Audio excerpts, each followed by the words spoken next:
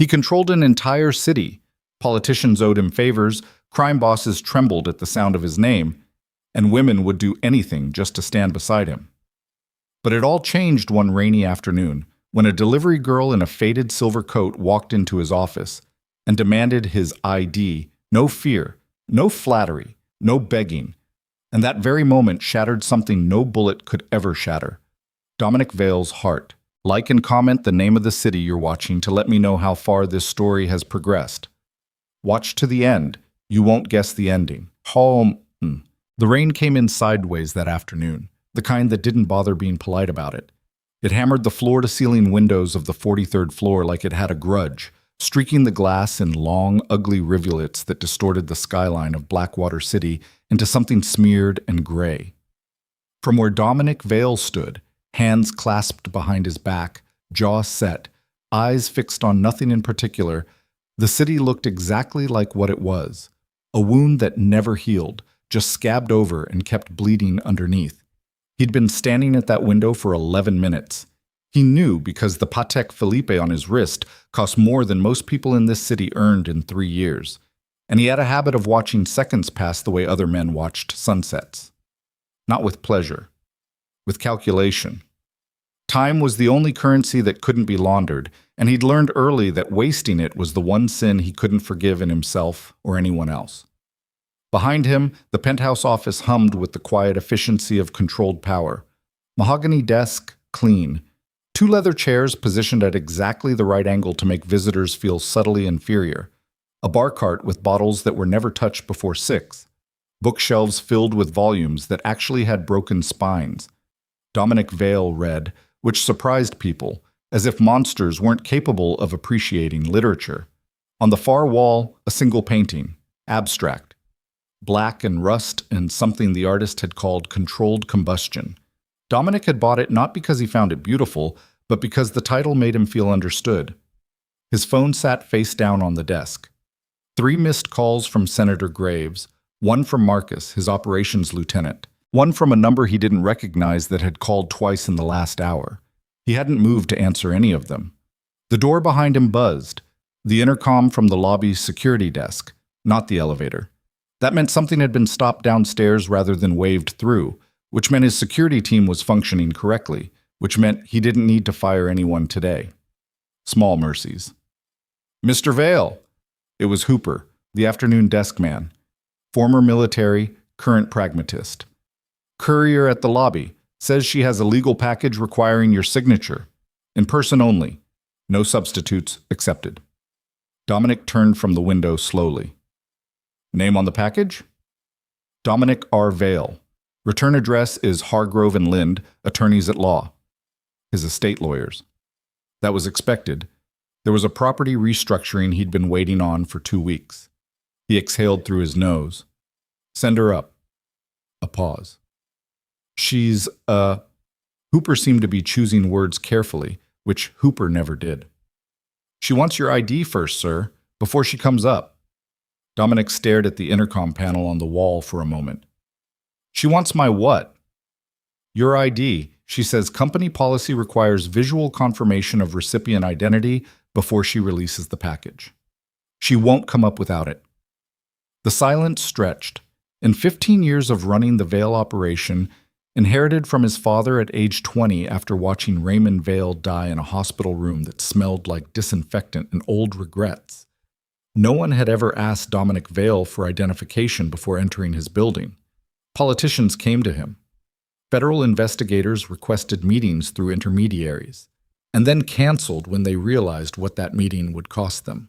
The mayor of Blackwater City had once waited 40 minutes in this very lobby without complaint, because that was the order of things, and everyone understood the order of things. Send her up, Dominic said again. His voice hadn't changed. That was the thing about him that scared people most. He never raised it. She won't come up without... Tell her I'll show her my ID when she gets here. If she doesn't accept that, she can leave the package at the desk, and I'll have my lawyer retrieve it. Another pause, murmuring in the background, Hooper relaying this. Then, she says that's not how it works, sir. Says she's not leaving the package without visual confirmation from the recipient, in person. Dominic looked at the rain-streaked window, then at his phone, then at the ceiling. He took his wallet from his breast pocket, Italian leather, worn soft, a gift from a man who was now dead for reasons unrelated to the gift, and removed his driver's license. He walked to the desk. He held the license in front of the small security camera mounted above the intercom panel and pressed the button. There. Send her up. A beat of silence. Then Hooper, in a voice that suggested he was trying very hard not to have any feelings about what had just happened. Yes, sir. Dominic set the license on the desk and waited. He heard the elevator before it opened, the soft mechanical exhale of the doors, then footsteps crossing the marble foyer outside his office. Not hesitant, not the careful, measured tread of someone who understood the weight of where they were. Quick, purposeful. The footsteps of someone who had 4 more stops after this and was already calculating the traffic. She knocked twice. Sharp, not politely. Come in. The door opened and she walked in like she was walking into a dry cleaner's. His mind cataloged details the way it always did, reflexively, because information was armor, maybe late 20s, 5'4" in the sneakers she was wearing, which were the kind of sneakers that had been white once, and were now something between gray and beige from hard use. Jeans. A delivery jacket in the green and gold of a courier service he vaguely recognized, the kind that operated in the middle tier of the city where business was too rushed for professionalism and too small for corporate logistics. Her hair was pulled back in a way that suggested it had started the day in a more intentional arrangement and had since given up. She had a waterproof bag over one shoulder, a tablet in her left hand, and she was looking at him the way people look at a package they need to sort. Brief assessment, category assignment, move on. She glanced around the office once, not with awe, with the practiced eye of someone checking for a signature surface. Dominic Vale? She said. Yes. I need to see your ID. He looked at her. I showed it to the camera downstairs. I need to see it in person. Company policy. She didn't apologize for the policy, didn't explain it further, didn't acknowledge that this was an unusual request to make of someone in an office like this. She just waited, tablet ready. Dominic picked up his license from the desk and held it toward her.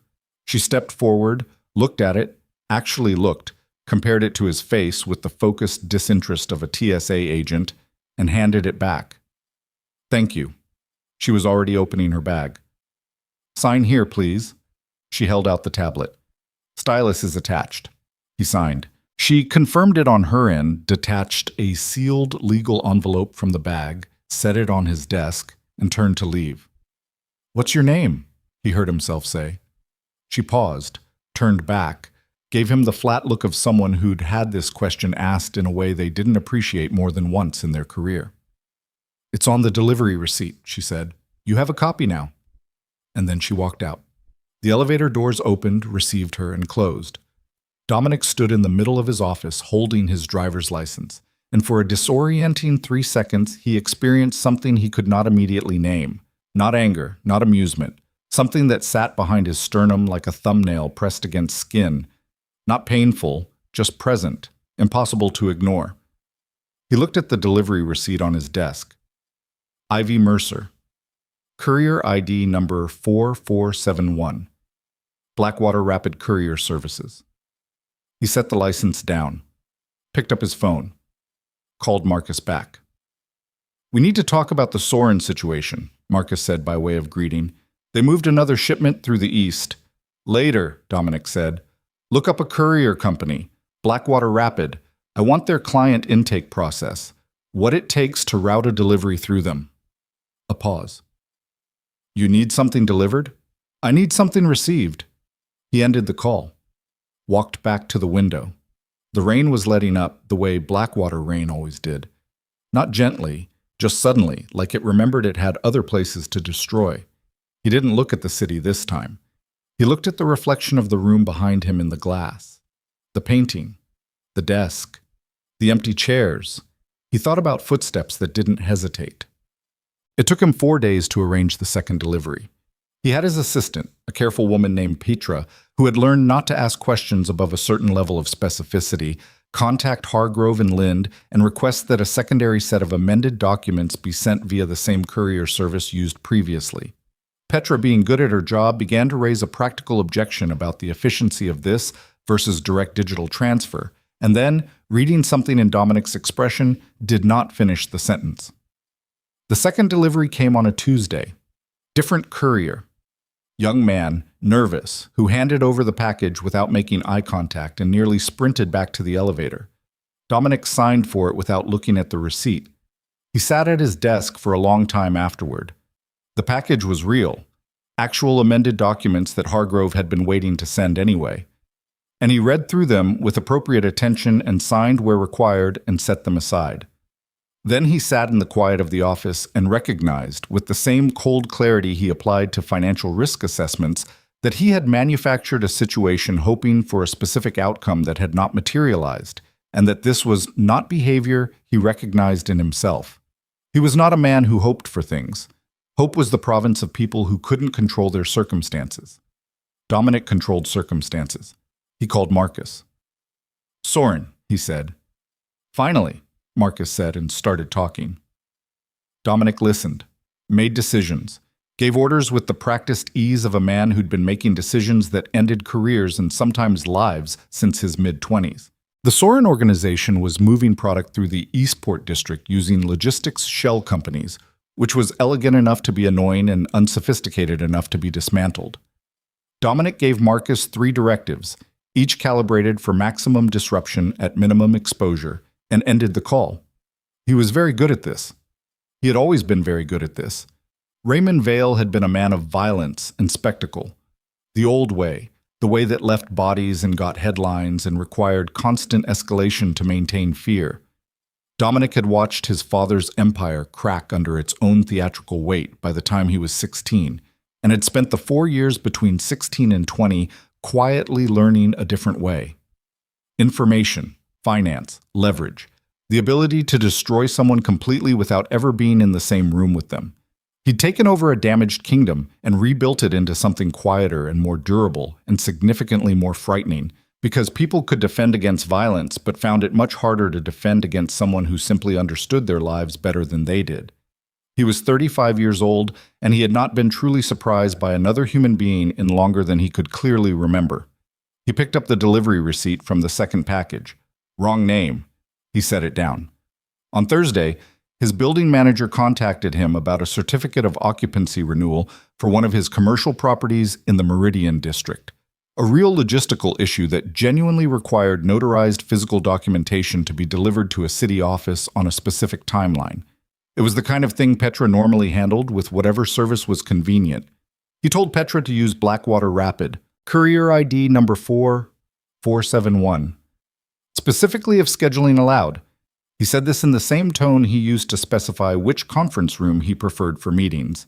And Petra, who had worked for him for 6 years and possessed the survival instincts of a medium-sized mammal in a landscape of large predators, wrote it down and said nothing. The third delivery came on a Friday afternoon. He heard the footsteps before the knock. Same pace, same certainty. She came in without the preliminary assessment this time. She'd been here before. The geography was logged. She moved directly to the desk. But she still checked his ID, looked at it, looked at him, handed it back. "You verified me downstairs last time, Mug," he said. "Policy applies every visit." She held out the tablet. "Sign here." He signed. She confirmed. He watched her start to reach for the bag. "You always this thorough?" he said. She paused. Something shifted in her expression, not softening, more like a person deciding whether a question merited the energy of a real answer. "It's not thoroughness, it's just the job." She pulled the envelope from the bag and set it on the desk. Most people get sloppy with procedure when they think they know the territory. That's when things go wrong. She said it without looking at him, which somehow made it land harder. "Is that experience talking?" he asked. Now she looked at him. The look was assessing in a way that was different from the ID check. That had been professional. This was personal. She was trying to figure out what kind of conversation this was and whether she wanted to be in it. "Long week," she said finally. Not an answer. A boundary, politely constructed. You have more stops. Always. She zipped her bag. Have a good evening, Mr. Vale. She was at the door when he said, The documents I keep having delivered? You think it's unusual. She stopped, turned. Her expression was careful now in a way it hadn't been before. Not afraid, just recalibrated. I think it's your business, she said. Not mine. I'm asking what you think. A beat of silence. The rain outside was starting up again, softer this time, the late afternoon kind that came with the smell of wet asphalt and cooling concrete drifting even through the sealed windows of a 43rd floor office. I think, she said slowly, that a building like this has its own legal team and document services, and someone who sends physical paperwork 3 times in 2 weeks either has a very complicated legal situation or is keeping a courier company in business on purpose. She held his gaze steadily. Either way, still not my business. She left. Dominic sat down behind his desk for the first time that afternoon. He set his hands flat on the mahogany surface and looked at them. Steady hands, always steady. They'd been steady when he was 17 and watched his father's second-in-command try to test the air by putting a gun in his hands and a problem in front of him. And Dominic had solved the problem the way the man expected and felt nothing, and understood from the flatness of that nothing that he was going to be very good at this life, and that being very good at it would cost him things he hadn't identified yet. He was fairly certain now about what some of those things had been. He stood up, walked to the bar cart, poured 2 fingers of whiskey he didn't particularly want, drank it, looking at the painting, controlled combustion, black and rust, and tried to remember the last time someone had looked him in the eye and said the accurate thing without wanting anything for it. He couldn't. Marcus brought him the Soren update in person on Saturday, which meant it was complicated enough that Marcus didn't want a digital record of the conversation. They met at Dominic's secondary office, a quieter space in a building that didn't have his name on the lease, in the financial district where suits and leather briefcases made everyone invisible. Marcus was 41, built like a man who'd done difficult physical work for 20 years and had never entirely stopped, with a face that looked like it had been assembled from components of 2 different, equally tired faces. He'd been with Dominic for 9 years, which in this industry made him practically a monument to longevity. Victor moved faster than we projected, Marcus said, spreading a thin file of printed documents on the table between them. He's not just running through Eastport, he's trying to establish presence. Talked to 3 of our secondary contacts last week.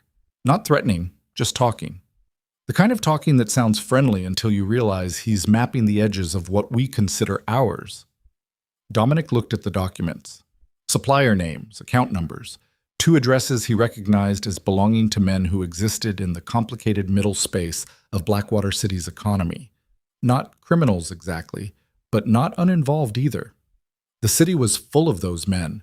They were the ligaments connecting the skeleton to the flesh. Response? Marcus said. Not yet. Dominic folded his hands. Victor's testing patience before he tests strength. He wants to see if I react to pressure. He looked at the addresses. What do we know about his financing? 3 shell companies, 2 legitimate fronts, import distribution, and a parking structure in the Northgate district. His real liquidity runs through a private equity vehicle registered in Cut the Equity Vehicle, Dominic said. Not violently, financially. I want someone in his accounting infrastructure before the end of the month. No confrontation, no visibility, just access. Marcus nodded, writing nothing down because nothing was written down in these rooms. The parking structure is interesting. City contract, which means it has political exposure. Dominic allowed himself a small, humorless smile. Make sure Senator Graves knows about the contract irregularities before his infrastructure committee meeting, anonymously. He'll know what to do with it. And if Victor escalates before we get into the financials? Dominic looked at the window. The financial district on a Saturday had a strange quiet to it. The buildings still present, still authoritative, but the human machinery that ran them temporarily shut down, leaving just glass and steel and the sound of traffic below. He won't, Dominic said. Victor is theatrical. He needs an audience for escalation. We're not giving him one. He paused. But watch the Meridian properties and the house on Callaway. My mother's been there more often lately. Marcus's expression shifted slightly. Not dramatically. Marcus didn't do drama, but the slight adjustment around his eyes said he'd registered what that meant. Dominic watched the city and said nothing more about it. He thought about footsteps that didn't hesitate, and a woman who'd read his situation accurately and called it not her business, and the way that honesty, the unadorned, non-strategic kind, felt in a room that had been filled for years with nothing else. He found her again by accident, or something close enough to accident that he allowed it that name. It was a Tuesday night, close to 10, and he was walking. He did this occasionally, left the car, left Hooper, left the specific gravitational field of being Dominic Vale, and moved through the city the way his father had told him never to do, because Raymond Vale believed that proximity to ordinary life made a man ordinary. Dominic had believed the opposite for years without being able to articulate why until recently. You couldn't understand what you were ruling if you only ever saw it from 43 floors up. The East District at 10 on a Tuesday had its own texture, quieter than downtown, grittier than the residential north, lit by the orange-yellow of street lamps that the city kept replacing with LEDs and kept having stolen. Small restaurants with plastic menus in their windows. A laundromat running its overnight cycle, the mechanical churning of it audible from the sidewalk.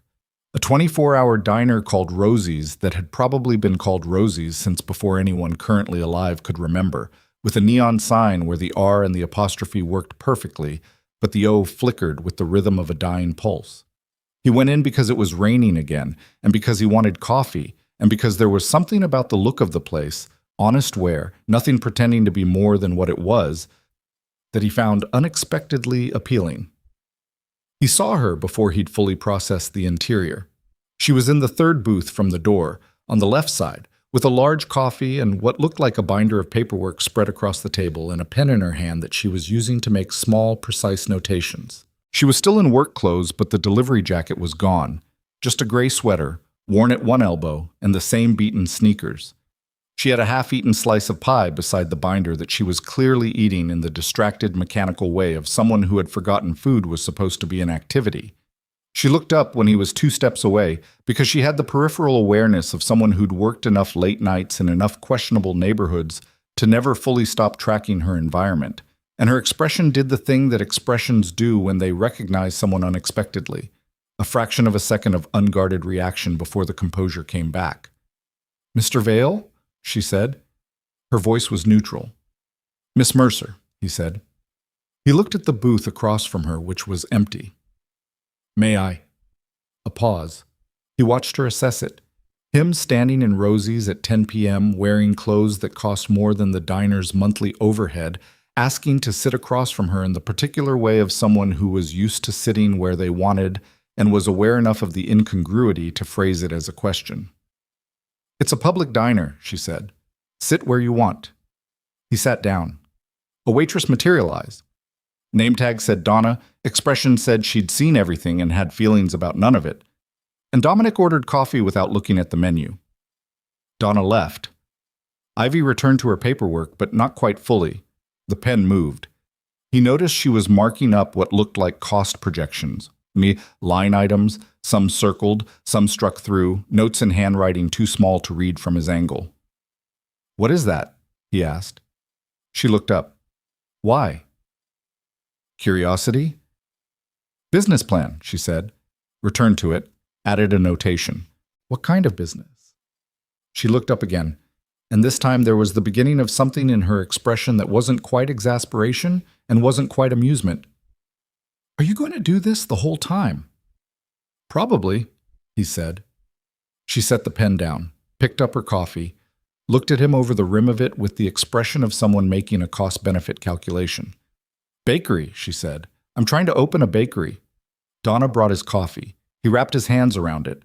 The mug was thick diner ceramic, the kind with no handle affectation, just a ring of coffee stain around the base that spoke to 1,000 prior uses, and let the heat come through his palms. "In this district?" he said. "Eventually." She set the coffee down. "East District has the foot traffic and the rent's still human, if I can get the startup right." A slight tension in her jaw when she said that last part, The tension of someone saying an optimistic thing while being privately acquainted with the obstacles. How long have you been planning it? 3 years. She said it plainly, without embarrassment at the length of time. I work 2 jobs. Saving is slow. Dominic looked at the binder, the careful notations, the half-eaten pie that she'd clearly ordered because it was the cheapest thing that came with unlimited coffee refills, and she was going to be here for hours. Something in his chest did that thing again. That thumbnail pressed against skin feeling, just present, impossible to dismiss. The deliveries, she said suddenly. He looked at her.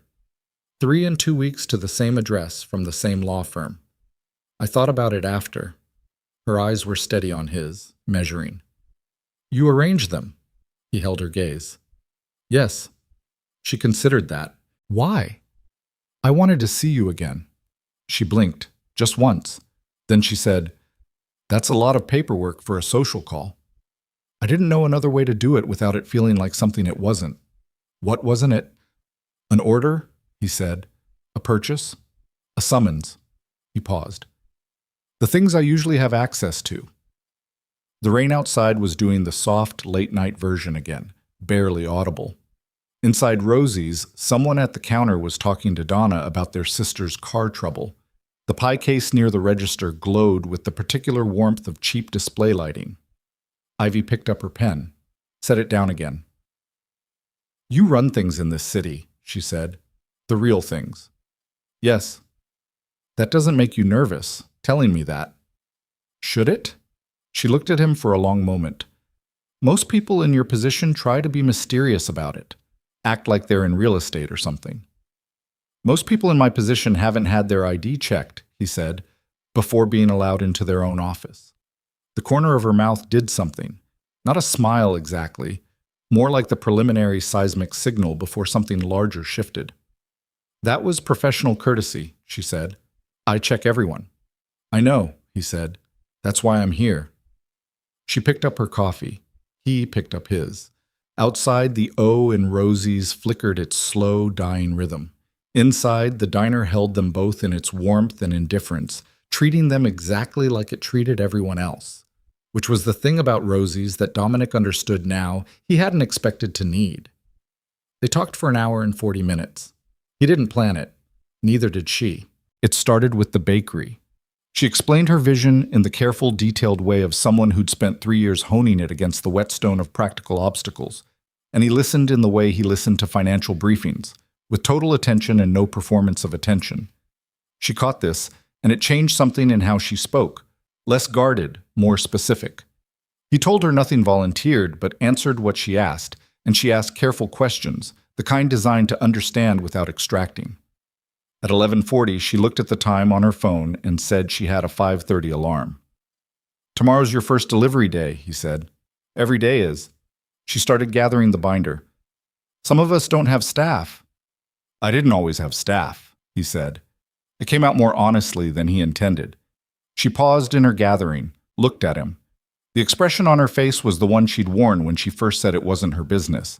That careful calibration, that refusal to make assumptions. But there was something else in it now, something that acknowledged he was a person rather than a category. I'll be at Hargrove and Lind on Thursday, he said. In person, if you happen to have a delivery there. She stood up, pulled on her jacket. I do my own routes, she said. The company assigns them. I know, he said.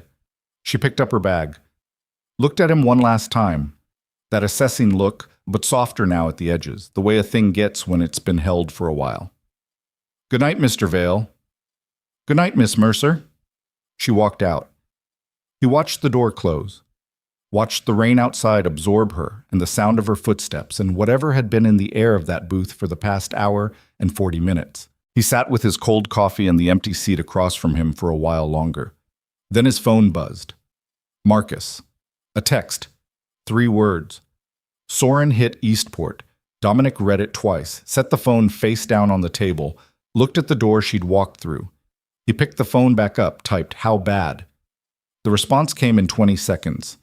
3 men, 1 critical. They left a message. Dominic's hand did not shake. It never did. But something in the room shifted. The warmth of it. The ordinary human warmth of cheap coffee and pie and rain on windows, and a woman with a business plan that had taken 3 years, shifted like a temperature dropping. He typed, "What did it say?" The 3-word response came back, and when Dominic Vale read it, the last year's slow accumulation of something that had been trying very hard to be hope went very, very quiet in his chest. "We know already." The text sat on the screen for 4 seconds before Dominic moved. He left exact change on the table. 20s, because he never carried small bills, and over-tipping a diner at midnight was the least interesting thing about him, and walked out of Rosie's into the rain without putting his jacket on. The cold hit his shoulders immediately, soaked through his shirt in the 15 steps it took to reach the car he'd had idling half a block down. The driver, a compact, silent man named Reyes, who asked nothing and missed nothing, already reaching across to open the rear door before Dominic's hand touched the handle. He got in. Door closed. Rain drummed the roof. "Eastport," he said. Reyes pulled out without a word. Dominic sat in the back with his phone in his hand and the text still on the screen. "We know already." He read it a 3rd time the way you read something that doesn't make sense, hoping the 4th read will rearrange the words into something more manageable. It didn't. Victor Soren had hit one of his warehouses, left 3 of his men bleeding on a concrete floor, and sent a message that was not about territory or product or the usual transactional brutality of what passed for competition in Blackwater City. The message was about Dominic specifically, about what Dominic knew and hadn't sufficiently protected. He called Marcus. "How'd they know about Eastport?" Dominic said before Marcus could speak. "Working on that." Marcus's voice had the flat, functional quality it got when he was operating in damage control mode. All extraneous affect stripped out, just information. "The warehouse wasn't in any public documentation. 6 people on our side knew the full address. Then we have 6 conversations to have. Already started." A pause. "The critical one is Denny Falk, 22 years old, been with us 14 months.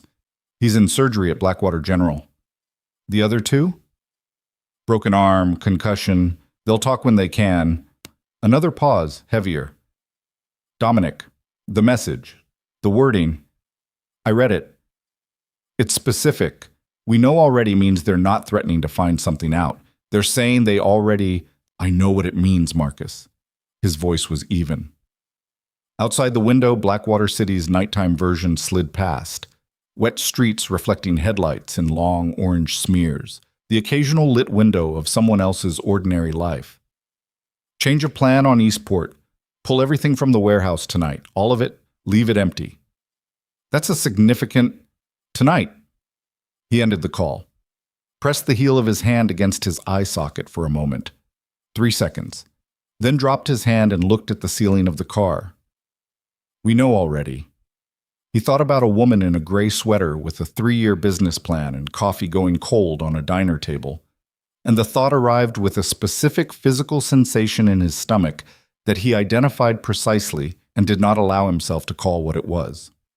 The Eastport warehouse was a converted shipping facility in the industrial corridor south of the Port Authority, useful for its access roads, its loading infrastructure, and the fact that the surrounding businesses kept hours that meant nobody was around past 7 p.m. to notice activity. When Reyes pulled up at 12:45, the place looked wrong from the outside. The side door was open that shouldn't be open. The security light above the east loading bay was broken, not burned out, broken, which meant someone had broken it deliberately on the way in.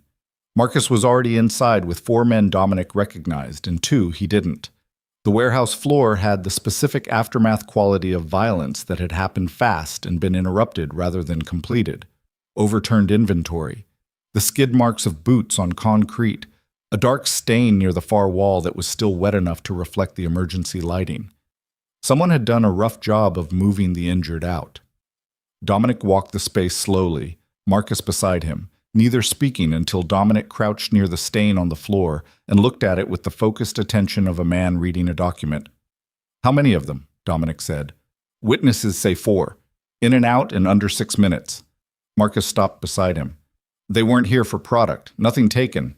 They broke Falk's ribs, put Chen's arm through a shelf bracket, hit Ruiz in the head with something blunt. 3 incapacitations, no kills. He paused. That's deliberate. Victor doesn't want a war, Dominic said. Not yet. He wants me agitated. He straightened up. He wants me to make a loud move. So we don't. So we don't. He turned in a slow circle, looking at the space. Get me the message, the exact wording, physical, if there was one. Marcus produced a phone, a photograph of a warehouse wall, taken in low light. On the concrete, written in what looked like marker or paint, 4 words. We know already. B. Dominic stared at the photograph for a long time. He signed it, he said. He's not afraid of being connected to it. No. Dominic handed the phone back. He wants me to know it's him. He wants me scared enough to confirm whatever he thinks he knows by reacting to it. He looked at the broken light above the loading bay. How long has Victor been watching us? Could be weeks. Could be longer. Marcus's voice was careful now. There's something else. One of the secondary contacts he reached out to last week, Bram Selleck, runs the freight brokerage on Fenwick. He mentioned when I spoke to him today that Victor's people asked about your personal schedule, not business operations. Personal. The warehouse went very quiet around Dominic's breathing. Specifically, he said, specifically your movements off schedule, evening hours, non-business locations. Dominic looked at the mark on the wall. We know already, and understood with the cold, sudden clarity of a man who has just located the source of a structural flaw that Victor Soren hadn't been watching his operations. Victor had been watching him. He walked out of the warehouse without another word, stood in the rain outside for a moment. The Port Authority lights made the wet air glow a dull amber. Somewhere across the water, a cargo ship sounded its horn, low and prolonged and fading, like something too large to stop quickly. He called Petra. It's almost 1 a.m, she said, not reproachfully, just noting it, the way Petra noted things. Tomorrow morning, I need you to contact Blackwater Rapid Courier Services, he said. I need the home address of an employee. Courier ID number 4471. A pause. For what purpose? Safety. Another pause. Longer. Petra was not naive. She had not survived 6 years in proximity to Dominic Vale by being naive. Is this related to the Eastport situation? Get me the address, he said, and arrange a security detail. Discreet, no uniforms, no obvious positioning. I want coverage on whoever lives there without them knowing it's there. He ended the call. Went back inside. Spent another 90 minutes dismantling the Eastport operation with methodical efficiency, directing the movement of every piece of inventory, every document, every digital access point, with the focused energy of a man performing surgery on something he'd built with his hands and couldn't afford to lose. He didn't sleep that night.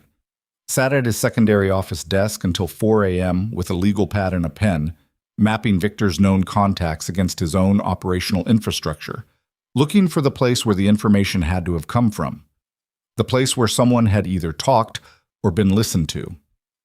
At the top of the legal pad, without planning to, he'd written 2 words and underlined them.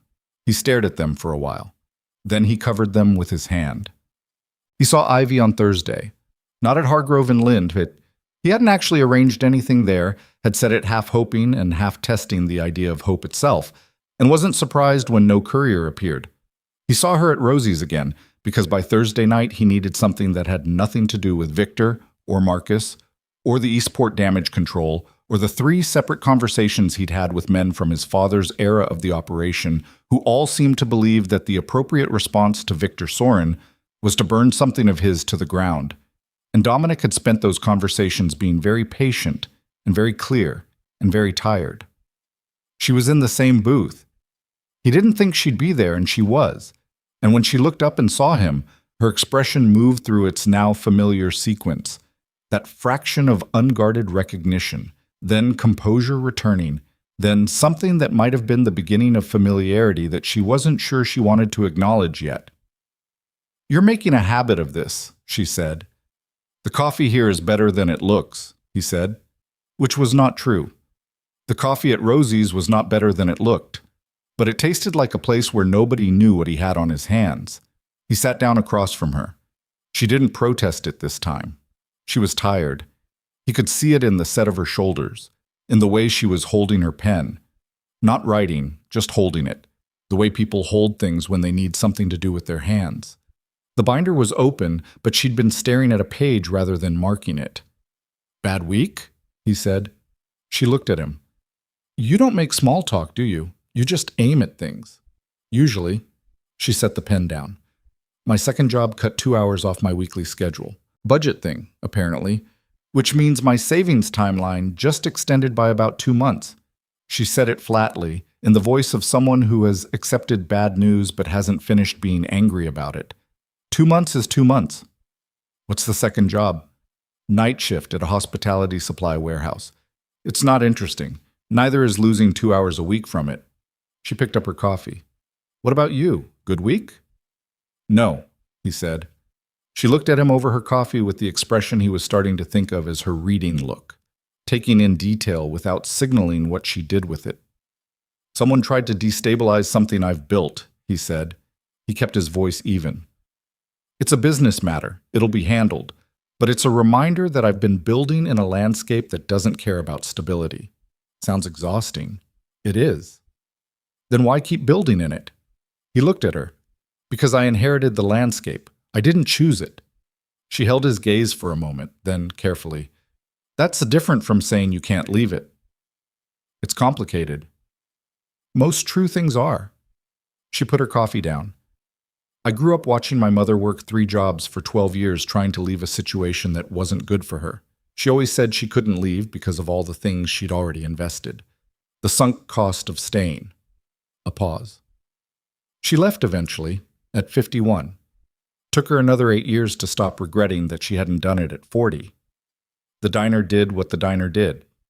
Held the conversation in its indifferent warmth while Donna moved between tables and the pie case glowed, and the rain outside made its sounds against the glass. "You're not describing your mother?" Dominic said. "No," she said. "I'm not."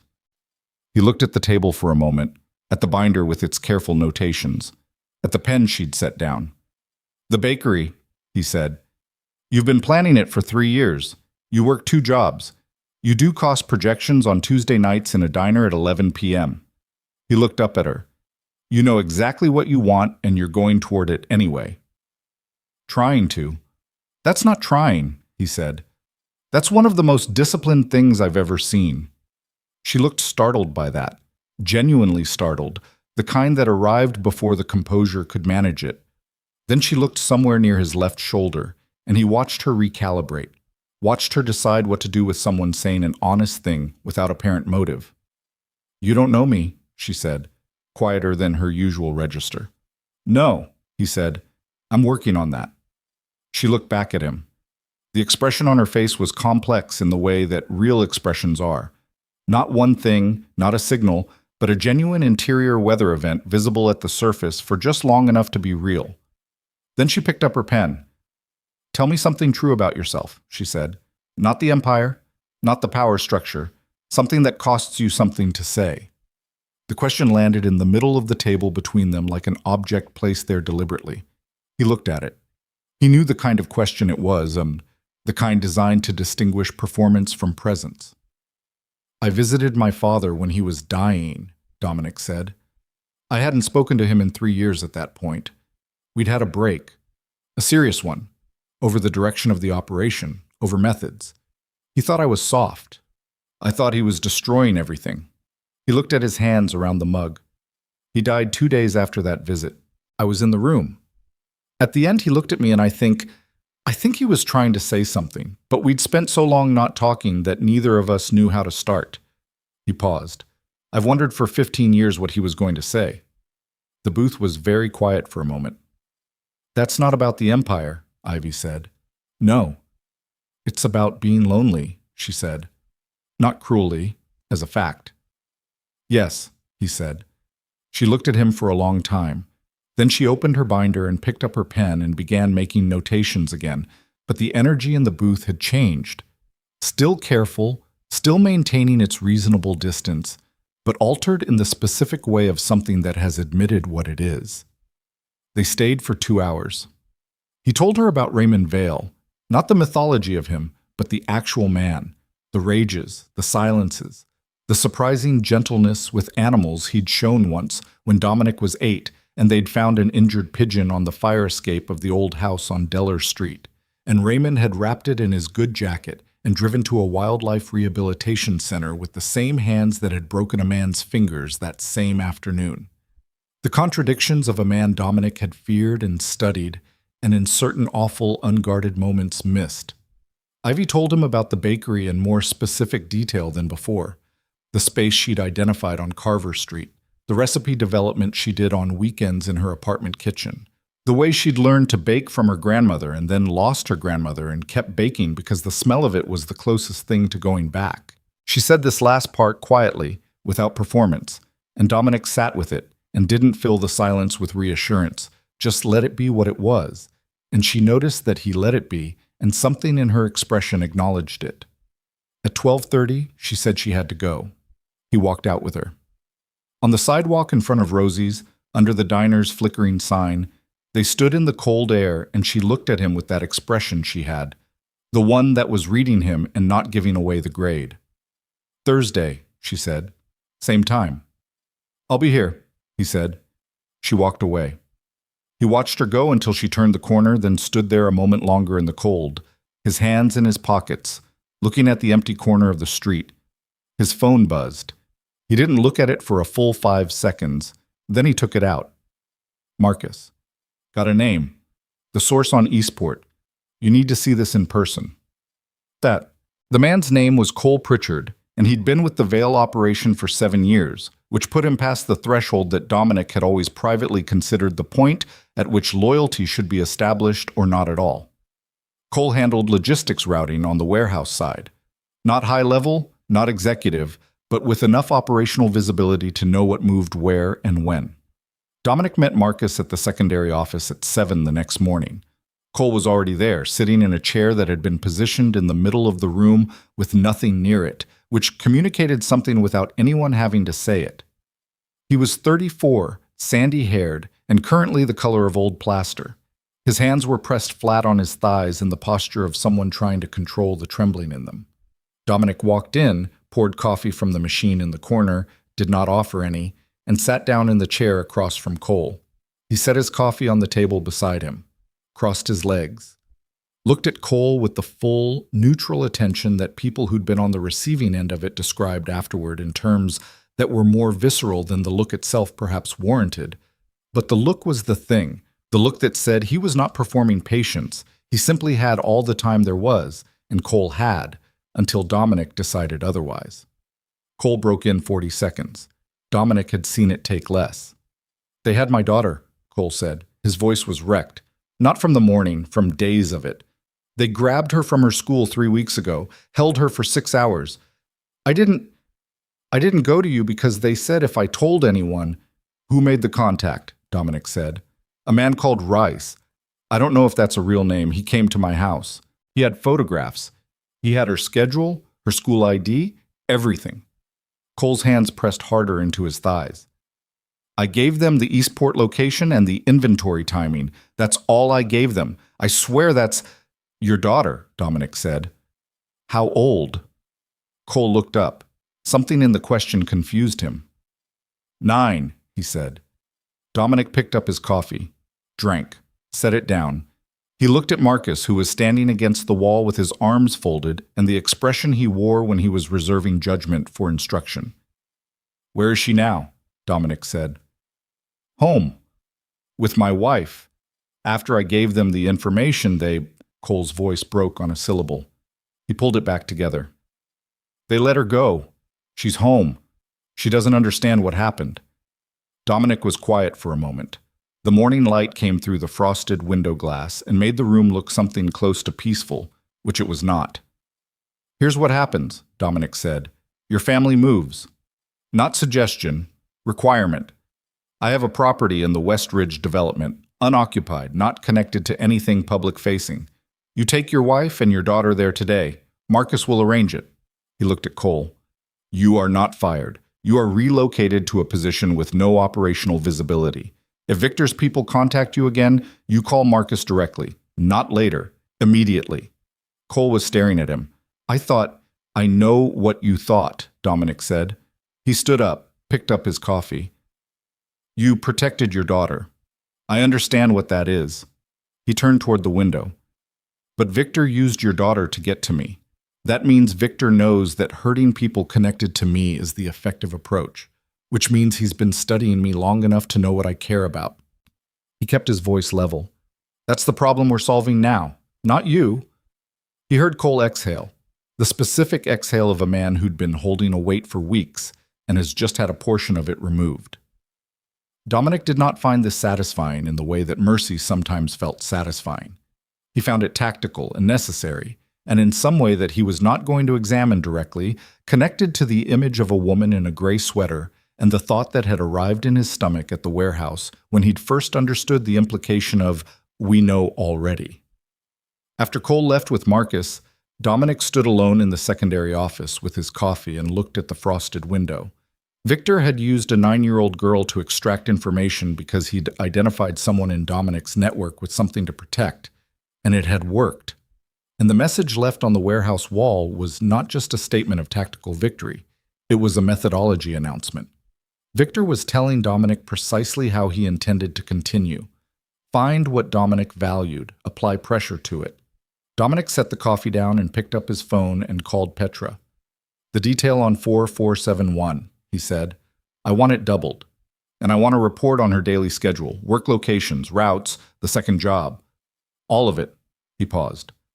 Without her knowing. Understood, Petra said. He ended the call, picked the coffee back up. It had gone cold while he was thinking, and he drank it anyway. He almost didn't go back to Rosie's on Thursday. Sat at his desk until 11:15, telling himself that the rational action was distance, that the Victor situation had established clearly that proximity to Dominic Vale was a form of exposure, that the discreet security detail he'd arranged was a precaution against a threat that existed because he'd been unable to keep his own behavior opaque, that the correct move was to stop. He was at Rosie's at 11:30. She was already there. She looked up when he walked in and said, without preamble, "You look terrible." He sat down. "I haven't slept much." "Business problems still?" "Yes." He took the menu he never needed just to have something in his hands. Getting more complicated. Donna came. He ordered. Ivy had what looked like a new section of the business plan open, and she'd been working on it, but she set the pen down when she looked at him more carefully. "What happened?" she said. "I can't tell you the details." "I'm not asking for details. I'm asking what happened to you." She kept her eyes on him. That direct, calm attention she had, the kind that didn't need him to perform composure for her. "You look like someone who's been carrying something for several days and has run out of places to put it." He looked at the table, at his hands. "Someone on my team was compromised," he said. "His family was threatened. A child." He paused. "Victor, the man creating the problem, identified the people around me that I'd protect and used them as leverage." Ivy was quiet. "I handled it," he said. "The immediate situation. His family is safe." He looked up at her. "But the method Victor used, it tells me what he intends to do going forward." She was watching him with an expression he hadn't seen on her face before. Not the reading him look. Something more interior, more still. "He's going to go after people you care about," she said. "Yes." "To get to you." "Yes." He held her gaze. This was the moment he'd been sitting on the edge of for days, the moment that had a correct action and a true action, and he'd been trying to identify whether they were the same. "Ivy, I have to tell you something." She didn't move. The diner held its breath around them. "There's a security detail watching your apartment," he said, "and your work routes. I arranged it 4 days ago, after the warehouse." He kept his voice even. "I should have told you. I didn't, because I thought—" He stopped, started again. "I told myself it was to protect you without complicating things. But the true reason is that telling you meant having this conversation, and I didn't know how to have it." The expression on Ivy's face went through several things in rapid succession. The flicker of unguarded reaction, then something sharper, then something that settled into a stillness that was more frightening than anger because it was so entirely controlled. "How long?" she said. "4 days. People watching my building." "Yes." "Without asking me." "Yes." She looked at him for a long time without speaking, long enough that Donna came by with his coffee and read the table correctly and left again without saying anything. "You made a decision about my safety," Ivy said finally, "and you made it without my knowledge or consent, because you decided you knew what was best." Her voice was quiet and even. "Does that remind you of anyone?" The question hit him with the force of something that had been aimed precisely. He didn't answer, because the answer was obvious. And she knew it was obvious, and saying it would have been the kind of performance of self-awareness that she'd never tolerate from him. "I'm not angry that you were trying to protect me," she said. "I'm angry because you treated me like something to be managed." She leaned forward slightly. "There's a difference between caring about someone and controlling the variables around them. One of those is love, and one of those is—" She stopped herself. The word love had arrived in the sentence before she'd authorized it, and she pulled back from it slightly, and Dominic watched her do it and felt something in his chest tighten with a precision that had nothing to do with fear. "I'm going to pull the detail," he said. I'm not pulling it because you told me to. I'm pulling it because you're right that the decision wasn't mine to make." He looked at her steadily. "But Ivy, Victor Soren is a man who put a 9-year-old girl in a car to extract information from her father, and he has been watching my movements for weeks, and he left a message that tells me he knows what I—" He stopped, his jaw tightened. "He knows things about my personal life that he shouldn't know, which means you are not safe simply because I want you to be." Ivy sat back in the booth. She looked at the table, at her binder, at her coffee. Then out at the diner, which was mostly empty at this hour, Donna wiping down the counter, the pie case glowing its warm, useless glow. "Tell me honestly," she said, "how serious is this?" "Serious," he said. "And the detail, did it actually make me safer, or did it make you feel better?" The honesty of the question required the honesty of the answer. "Both," he said, "but primarily the second one." She looked at him. The expression on her face had moved past anger into something more complicated. The face of a person who has just seen something clearly that they had perhaps been choosing not to see fully before and doesn't know yet whether what they see changes what they want. "I need to think," she said. "All right. I don't mean tonight. I mean about this, about what this is." She gestured between them with a small, contained movement of her hand. "You and I have been having coffee in a diner for 3 weeks, and I've been telling myself it was just 2 people talking because that's a thing I can manage. But it's not just that anymore, and we both know it isn't." She looked at him directly. "And now you're telling me there are men outside my building, and a man named Victor is paying attention to your evening schedule, and I need to understand what I'm actually in before I decide whether to be in it." Dominic said nothing. He let the words be what they were without adding to them or redirecting them, because she wasn't wrong about a single thing she'd said, and he knew it. "Pull the detail," she said, "tonight. And then tell me, tomorrow or whenever, what you actually think the risk is. Honest assessment, not managed, not calibrated to make me comfortable." She held his gaze. "Can you do that?" "Yes," he said. She nodded, picked up her pen, then set it down again immediately because whatever she'd been working on before he arrived was not something she could return to tonight, and they both knew that too. "Go home, Dominic," she said, quietly. The first time she'd used his first name. She said it like a thing she'd been holding in her mouth for a while and had finally decided to set down. He got up, left money on the table. At the door he paused and looked back at her, at the binder and the coffee and the worn elbow of the gray sweater and the expression on her face that was the most honest thing he'd seen in 15 years of living inside a world built on curated untruths. He walked out into the Blackwater City night and got 2 steps toward the car when his phone rang. Not Marcus, not Petra. A number he didn't recognize, which in his experience meant one of 2 things. He answered. "Mr. Vale?" The voice was smooth, unhurried, the voice of a man who had decided long ago that time was something other people ran out of. "This is Victor. I thought it was time we spoke directly, before things become—" A pause that was not at all hesitant, just theatrical, unnecessarily complicated for the people around you. Dominic stood on the wet sidewalk outside Rosie's with the cold air on his face and the rain starting again and Victor Soren's voice in his ear, and looked through the diner window at Ivy Mercer sitting in the third booth from the door with her business plan and her cold coffee and her honest eyes, and understood with the, "I'm going to put you on hold," Dominic said. He didn't wait for Victor's response. He pressed the phone against his thigh, muffling it, and turned back toward Rosie's. Through the glass he could see Ivy still in the booth, pen in hand now, the binder open, her head bent. She'd gone back to work with the focused determination of someone using the discipline of a task to process something that wasn't finished processing.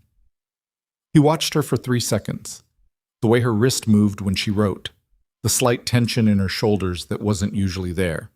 He turned back to the street, raised the phone. "Talk," he said. Victor Soren's voice returned without any indication of having been inconvenienced. That was the most telling thing about it. The total absence of any register that suggested the hold had cost him anything. Men who were genuinely dangerous rarely needed to perform it, and the ones who understood power at a structural level had long since stopped caring whether their dominance was acknowledged in real time. They simply assumed it. "I appreciate directness," Victor said. "Let me be direct in return. You've been moving against my financial infrastructure for the past 10 days, quietly, carefully, the way you do things. And it's been, I'll admit, reasonably effective." A slight pause. "I've also been inside your operational network for considerably longer than 10 days, which you've recently discovered. You're asking yourself where the secondary breach is because you've identified Cole Pritchard, and you know Cole only gave me one location and one timeline, and that doesn't account for everything I know." Another pause. "I'm calling to tell you that there is no secondary breach. Cole was sufficient because I didn't need operational details. I needed behavioral ones." Dominic's jaw tightened. "You've been watching me. I've been understanding you. There's a difference." Victor's voice had the quality of someone who had prepared this conversation and was delivering it on schedule. "Your father was a man you could manage with fear, threaten his assets, threaten his people, and Raymond Vale would respond predictably. Escalation, confrontation, the kind of violence that announces itself and therefore can be defended against." A beat. "You're different. You don't respond to threats against assets. You respond to threats against people. Specifically, people you've allowed yourself to feel responsible for. This is simultaneously your greatest evolution beyond your father and your most significant vulnerability." "What do you want, Victor?" "I want you to stop dismantling my equity vehicle," Victor said. "I want the pressure on my Northgate contracts removed. And I want a meeting, in person, neutral location, this week, to discuss a more formal arrangement going forward." His voice remained smooth. "These are reasonable requests. The alternative is that I continue demonstrating the depth of my access to your personal life until you find the cost of resistance prohibitive." "You're threatening someone," Dominic said. "I'm describing a dynamic," Victor said. "The threat is implicit in the dynamic. I find explicit threats indelicate. The faintest trace of something that might have been amusement. You have until Sunday. I'll be in touch with the location." The line went dead. Dominic stood on the wet sidewalk for a full 30 seconds without moving.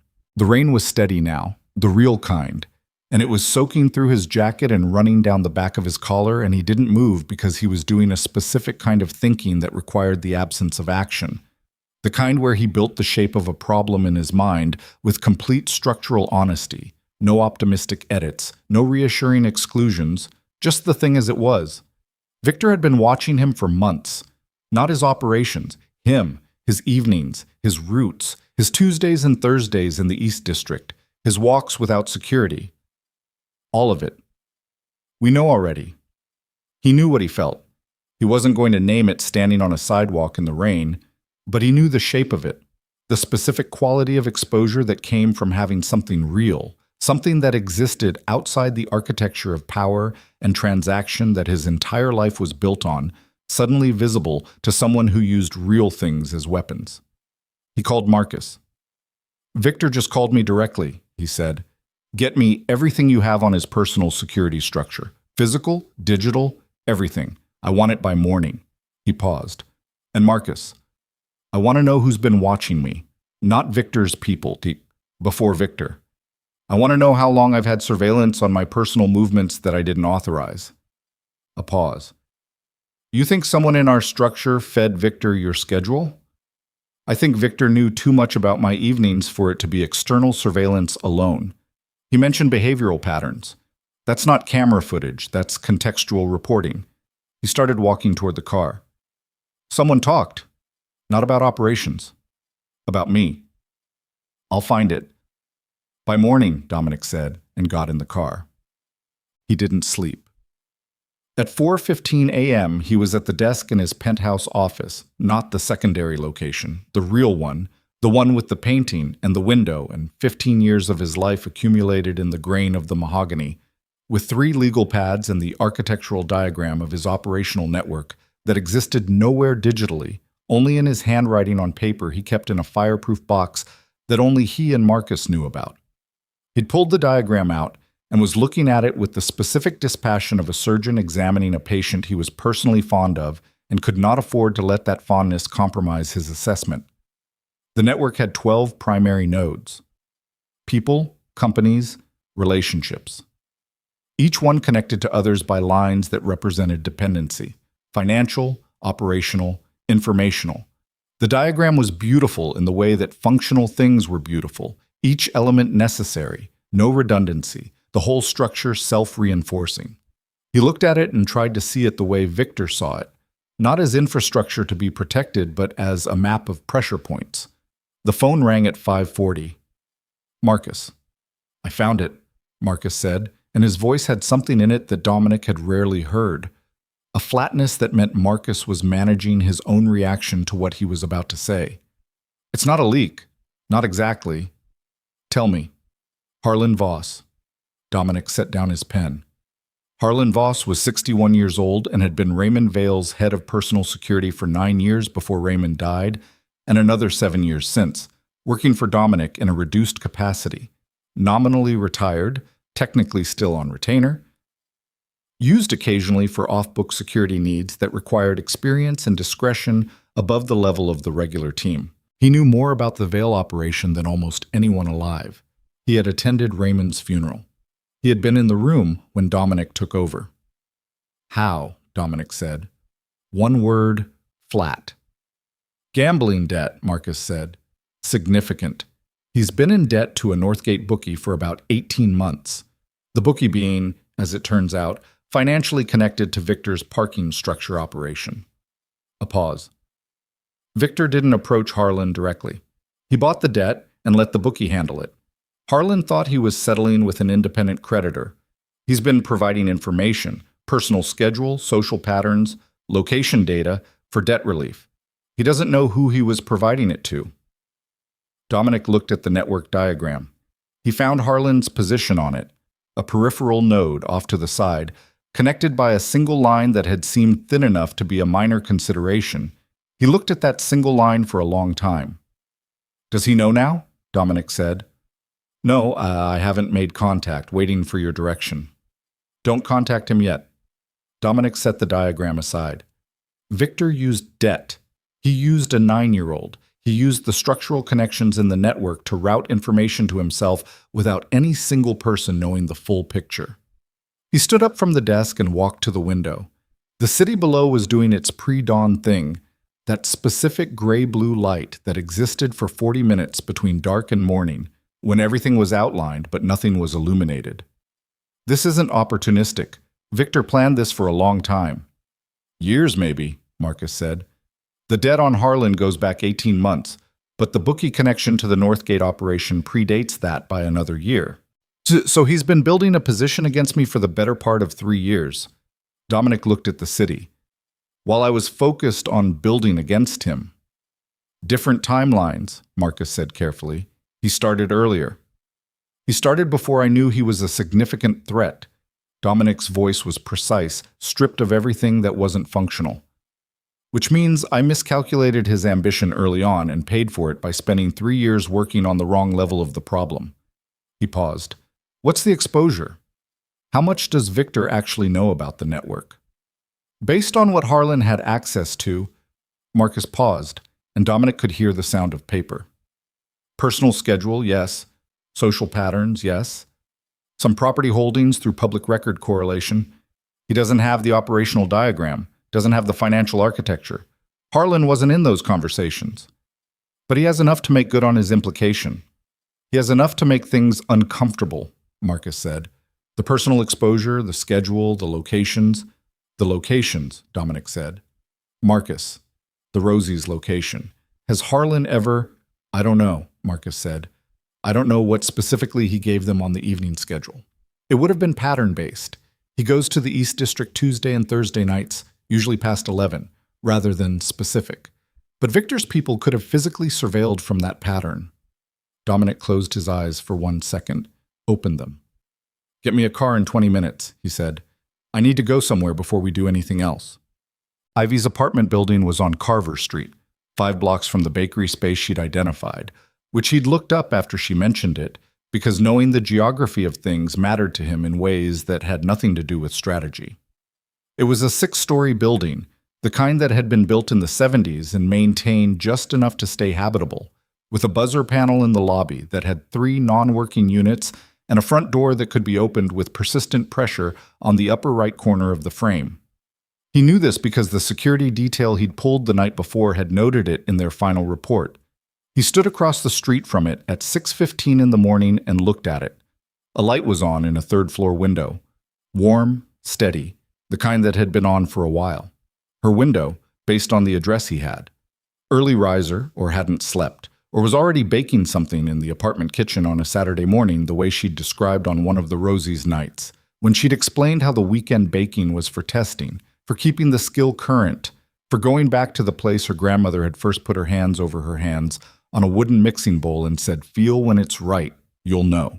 He stood there for a while in the cold gray morning with his hands in his pockets and the reality of Victor Soren's 3-year campaign arranged clearly in his mind, and felt something that he was now willing to name because it was too large and too structural to continue pretending he didn't know its dimensions. He felt it clearly and looked at the lit window and understood what it meant that Victor had found it. He didn't go in. He hadn't called ahead, and it was 6 in the morning, and going in would have been exactly the kind of decision she'd identified the night before. A decision made by him, for reasons that had more to do with his own state than her actual needs. He stood there, then turned around and went back to the car. "Call Petra," he told Reyes. "Tell her I need a meeting with Hargrove and Lind at 9, and call Marcus. Tell him I'm coming to him first." The meeting with Marcus lasted 3 hours. They sat in the secondary office with the network diagram on the table and went through every vulnerability Victor had potentially identified, and Marcus had brought coffee that was better than Rosie's and worse than it needed to be for how long they were sitting there. Dominic marked 12 positions on the diagram. 11 of them were manageable: financial rerouting, personnel repositioning, communication protocol changes, the kind of operational surgery he'd done before on smaller scales. The 12th was the Harlan problem, which was not operational but personal, and which required a different kind of decision. "What do we do with him?" Marcus said. He wasn't suggesting, he was asking. Marcus had learned long ago that certain decisions were Dominic's alone, and this was one of them. Dominic looked at Harlan's node on the diagram, the single thin line. "He didn't know he was selling to Victor," he said. "He sold to someone," Marcus said. Not harshly, as a fact. "He sold to a creditor he thought was independent, with debt he owed because he was in a hole I didn't know about because I stopped paying enough attention to the people I've had the longest." Dominic picked up his coffee, set it down without drinking. "Harlan knew my father. He was in that hospital room." He paused. "Tell him. About the debt. About Victor. About all of it. In person. And watch what he does with it. You want to give him the chance to..." "I want to see who he is," Dominic said. "Victor made him into a tool by keeping him in the dark. I'm not going to manage him the same way." He looked at Marcus. "That's not mercy. That's methodology. If Harlan is genuinely compromised, if he's willing even now, I'll know it from how he reacts to the truth, And if he's salvageable, we need him on our side of this, not still wrapped up in Victor's debt structure. Marcus nodded slowly. And Victor's deadline? Sunday. Dominic picked the coffee back up and this time drank it, cold. He'd let it go cold while they talked. Victor wants a meeting to discuss a formal arrangement. He wants me to come to the table from a position of fear. He set the mug down. We're not going to the table. That escalates things significantly. Victor is going to escalate regardless. That's who he is, Mutt. The methodology announcement at the warehouse, the personal surveillance, the call last night. He's been building to confrontation since he started this. A negotiated arrangement would last exactly as long as he felt it was advantageous, and then he'd use everything he knows to take the whole thing. Dominic looked at the diagram. Victor thinks he has leverage because he has information. Information about my personal life, my schedule, He stopped, jaw tightened. He thinks that makes me manageable. He looked at Marcus. We go through his financial structure, not piecemeal, systematically. The equity vehicle, the parking contracts, the Northgate arrangements, everything. All of it at once. He's been slow and patient building his position. We're going to move fast and destroy it before he can adapt. Marcus was quiet for a moment. That's a significant resource commitment. I know. And if he retaliates by going public with what he has on your personal schedule, the exposure, then I deal with the exposure, Dominic said. I don't deal with Victor Soren having ongoing leverage over my life. He said it plainly, without drama. Start today, quietly. I want the equity vehicle cut by the end of the week. Marcus left to make calls. Dominic sat alone in the secondary office with the network diagram and the cold coffee and the morning light through frosted glass. He picked up his phone, set it down, picked it up again. He texted Ivy. Can we talk today? Not Rosie's. Somewhere you choose. The response took 11 minutes. Carver Street Park. The bench by the east entrance. 2 p.m. The park was small and did what Blackwater City parks did, provided the idea of green space within a geometry of concrete and asphalt, a few trees that had survived by being stubborn, benches that had been replaced once in the last decade and were beginning to need it again. At 2 p.m. on a Saturday, it had the sparse population of people who used parks not for leisure, but for the specific need to be outside a building without being anywhere particular. Ivy was on the bench when he arrived. She'd come from somewhere. She was wearing her work jacket over different clothes, which meant she'd been at the second job that morning, the warehouse shift. She had a coffee and a paper cup, the kind from a cart, not a cafe, and she looked tired in a way that she wore without complaint.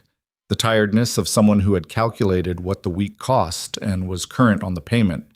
Dominic sat down beside her. Not across, beside. The bench required it, and there was something about being next to rather than opposite that felt like a different kind of conversation. You pulled the detail, she said. Not a question. She'd noticed its absence. Last night, he said. As agreed. She nodded. Drank her coffee. A pigeon moved across the path in front of them with the entitled confidence of urban wildlife, and she watched it, and he watched her. I thought about it, she said. What I said last night, about needing to understand what I'm in before I decide whether to be in it. She turned the paper cup in her hands. I've been thinking about it since I woke up at 5. I've been thinking about it since I left you, he said. I know what this is, she said. I'm not... She paused, and the pause had the quality of someone finishing a thought they'd been editing. I'm not somebody who lets herself misread things because she wants them to be one way. I grew up watching my mother misread things because she needed them to be okay. She looked at him. I know who you are. I mean that exactly. I know. Not the rumors, not the newspaper version, the actual structure of it, the empire, the methods, what the power you have means in terms of how it was built and maintained. She held his gaze. And I know what I've been doing every Tuesday and Thursday for the past 4 weeks. I know what that is too. What is it? He said. Don't make me say it first, she said. Not because I'm afraid to, because I've been the honest one in this conversation more often than you have, and I think it's your turn. He looked at the park. the stubborn trees, the replaced benches, the pigeon pursuing its inscrutable agenda. He looked at the coffee cart attendant across the path who was reading something on his phone. He looked at the gray sky above the building line and the specific quality of Blackwater City light on a November afternoon, which was the light he'd grown up under, the light under which Raymond Vale had told him that showing a man what you cared about was the same as handing him the knife. "I'm in love with you," he said. He said it the way he said things that were true and cost him something, plainly, without architecture, without the management of tone that he applied to everything else. "I've known it for 2 weeks, and I've been not avoiding it, living alongside it and not naming it, which is the thing I do with things that frighten me." He looked at her. "You frighten me. Not in the way things usually frighten me, in the way that something real frightens you when you've spent a long time not having real things." Ivy looked at him for a long moment. The paper cup turned in her hands. Then she said quietly, "Okay. Okay? Okay," she said again, and there was something in the single word that was its own complete architecture, acknowledgement, reciprocation, and a form of courage that required no elaboration. She looked back at the path. "Now tell me why you needed to see me today specifically, because this conversation, while the faintest pause, important, this wasn't the only reason." He told her. He told her about Victor's call, about Harlan Voss and the debt structure and the 3-year timeline, about what Victor knew and how he knew it, about the Sunday deadline and his decision not to meet it. He told her in the specific structural way that he'd been trained to communicate risk, but he kept his voice human, the way she'd asked for. Honest assessment, not calibrated comfort. She listened without interrupting. The coffee went cold in her hands. When he finished, she sat with it for a moment, and he watched her face process it. Not with fear, with the steady focus of someone assembling a genuine picture rather than a manageable one. "He knows about me," she said. "He knows I spend time in the East District on Tuesday and Thursday nights. Whether he's identified you specifically, I don't know. I'm trying to find out." "But the detail wasn't precaution," she said. "It was response. You already believed he might know." "Yes." She nodded slowly, set the cup down on the bench beside her, folded her hands in her lap. "If you deal with Victor, if you dismantle his financial structure the way you described, what does he do?" "He loses his leverage position. Without the financial infrastructure, his ability to project force diminishes significantly. Victor is not a man of violence the way my father was. He's a man of pressure, and pressure requires structural support. But between now and then," she said, "while you're dismantling it, what does he do?"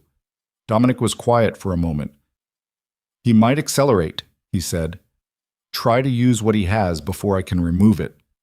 Which means he could become more visible, more direct." He looked at her. "I won't tell you there's no risk. That's the calibrated version, and you asked me not to give you that." She looked at the path for a long time. Then she said, "My grandmother used to say that the safest place in a storm isn't the place farthest from the wind. It's the place built well enough to hold." She glanced at him. "I'm not going to let a man I've never met decide what I do with my life." She picked up her coffee. "But I'm also not stupid. So tell me what you actually need from me in terms of behavior changes, and I'll decide what I'm willing to do." He looked at her. This woman, in her work jacket and her beaten sneakers, with her 3-year business plan and her cold coffee and her grandmother's aphorisms and her steady, unflinching refusal to be managed. And he felt the frightening realness of her in his chest like a structural weight, like the kind of thing a building either holds or doesn't. "I need you to tell me if anyone approaches you," he said. "Anyone unfamiliar. Anyone who asks about me." "Done. I'd like you to vary your routes, not dramatically, just inconsistently." "I can do that. And I'd like—" He stopped. "This one is harder." "Say it." "I'd like to know where you are," he said. "Not surveillance, not a detail, just check in, morning and evening. So I know." He paused. "I know how that sounds." She looked at him for a long moment. "It sounds like someone who's scared," she said, "which is different from someone who's controlling." She held his gaze. "I can do that. on the condition that it goes both ways. You check in with me, where you are, what you're doing, not operationally, personally. A pause. I'm not going to be someone you protect from the outside. I'm going to be someone you include. Agreed, he said immediately. She looked at him. The park around them held its quiet Saturday afternoon around them. The trees, the benches, the attendant with his phone, the pigeon long gone to its next agenda item. Dominic, she said. His name and her voice had the same quality it had had the night before. Something set down after being held. Yes. When this is over, she said, when Victor is dealt with and the immediate thing is done, I need you to think seriously about what comes after, not just for me, for you. She looked at him directly. You told me you inherited the landscape, but you've been running it for 15 years. At some point, the inheritance becomes a choice. He opened his mouth, closed it, looked at the bench, the path, the gray sky. He was still looking for the response when his phone rang. Not Marcus, not Petra.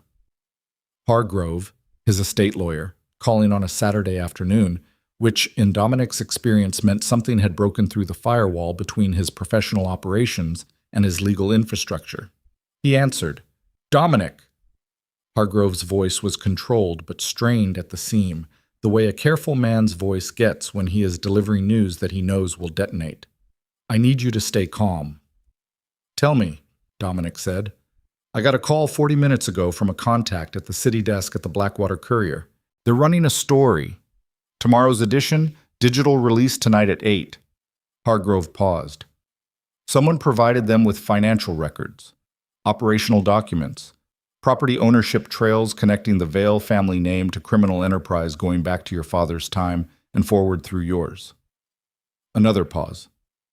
Dominic, there are photographs of you at multiple non-business locations over the past month. One of them is, Stop, Dominic said. A woman. The caption identifies her as a person of interest in the investigation. They have her name, her employer, her home address. Hargrove's voice dropped. They're framing it as a question of whether she's involved or a victim. Either way, her name is going to be in the paper tomorrow morning. Dominic looked at Ivy. She was watching his face. She had been watching it for the past 30 seconds, and she had read everything that crossed it, because she was a woman who read things accurately and did not pretend otherwise, and what she saw made her go very still. Victor didn't wait for Sunday, Dominic said. His voice was even. It was always even. He moved the timeline up. The paper goes live in 6 hours, Hargrove said. I can pursue an injunction, but don't. Dominic kept his eyes on Ivy. Let it run. Dominic, let it run. He lowered the phone, looked at her. Her face had its still, assembled quality. Not blank, assembled.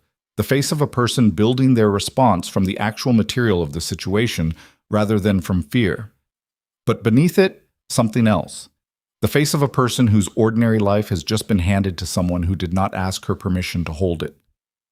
That was about me, she said. Yes, he said. She stood up from the bench, not frantically, deliberately, the way she did everything. She picked up her cold coffee and looked at it for a moment, and then set it back on the bench, because she didn't need it for what came next. My name is going to be in the paper, she said. Yes. Connected to you. Yes. She turned and looked at the park. The path, the trees, the ordinary Saturday afternoon continuing around them with its complete indifference to the fact that her life had just changed in a way she hadn't asked for and could not be managed. Then she turned back to him, and her eyes were very clear and very steady, and she said, in a voice that was quiet and precise and entirely without performance, You need to fix this. Not can you. You need to. Not for me. For every person whose name is in those documents who didn't choose to be inside your world. She held his gaze with the full weight of what she'd understood since the first night at Rosie's and had chosen to walk toward anyway. And then we're going to have the conversation about whether the landscape is still where you want to. The sentence hung in the air between them. Whether the landscape is still where you want to. Unfinished, deliberate, The kind of sentence that didn't need its ending because the ending was the entire conversation still ahead of them. Dominic looked at Ivy standing in the cold park afternoon with her spine straight and her eyes clear and her work jacket with the worn zipper pull, and he felt the specific weight of a man who has arrived at a moment he has been moving toward for 15 years without knowing it had a shape. He put the phone in his pocket. 6 hours, he said. Then go, she said. I'm not leaving the city. I'm not hiding. She held his gaze one beat longer. But you need to move. He moved. Reyes had the car running. Dominic got in and called Marcus before the door was fully closed. Victor leaked, he said. Financial records, operational documents, property trails. Blackwater Courier, running tonight at 8. 3 seconds of silence. How much? Hargrove says it goes back to Raymond's time and runs forward. It's not targeted exposure, it's systemic. He opened the whole archive. Dominic watched the park recede through the rear window. He also has photographs, surveillance, personal locations over the past month. Ivy Mercer, Marcus said. Not a question. Her name, her address, her employer, framed as either involved or victimized. Dominic's voice was even. He kept it even the way you keep a hand steady over something you can't afford to spill. Victor moved the timeline because I didn't respond to his Sunday deadline with fear. He's accelerating. What do you need? I need everything we have on Victor's equity vehicle sent to Alderman Tice's office in the next 90 minutes.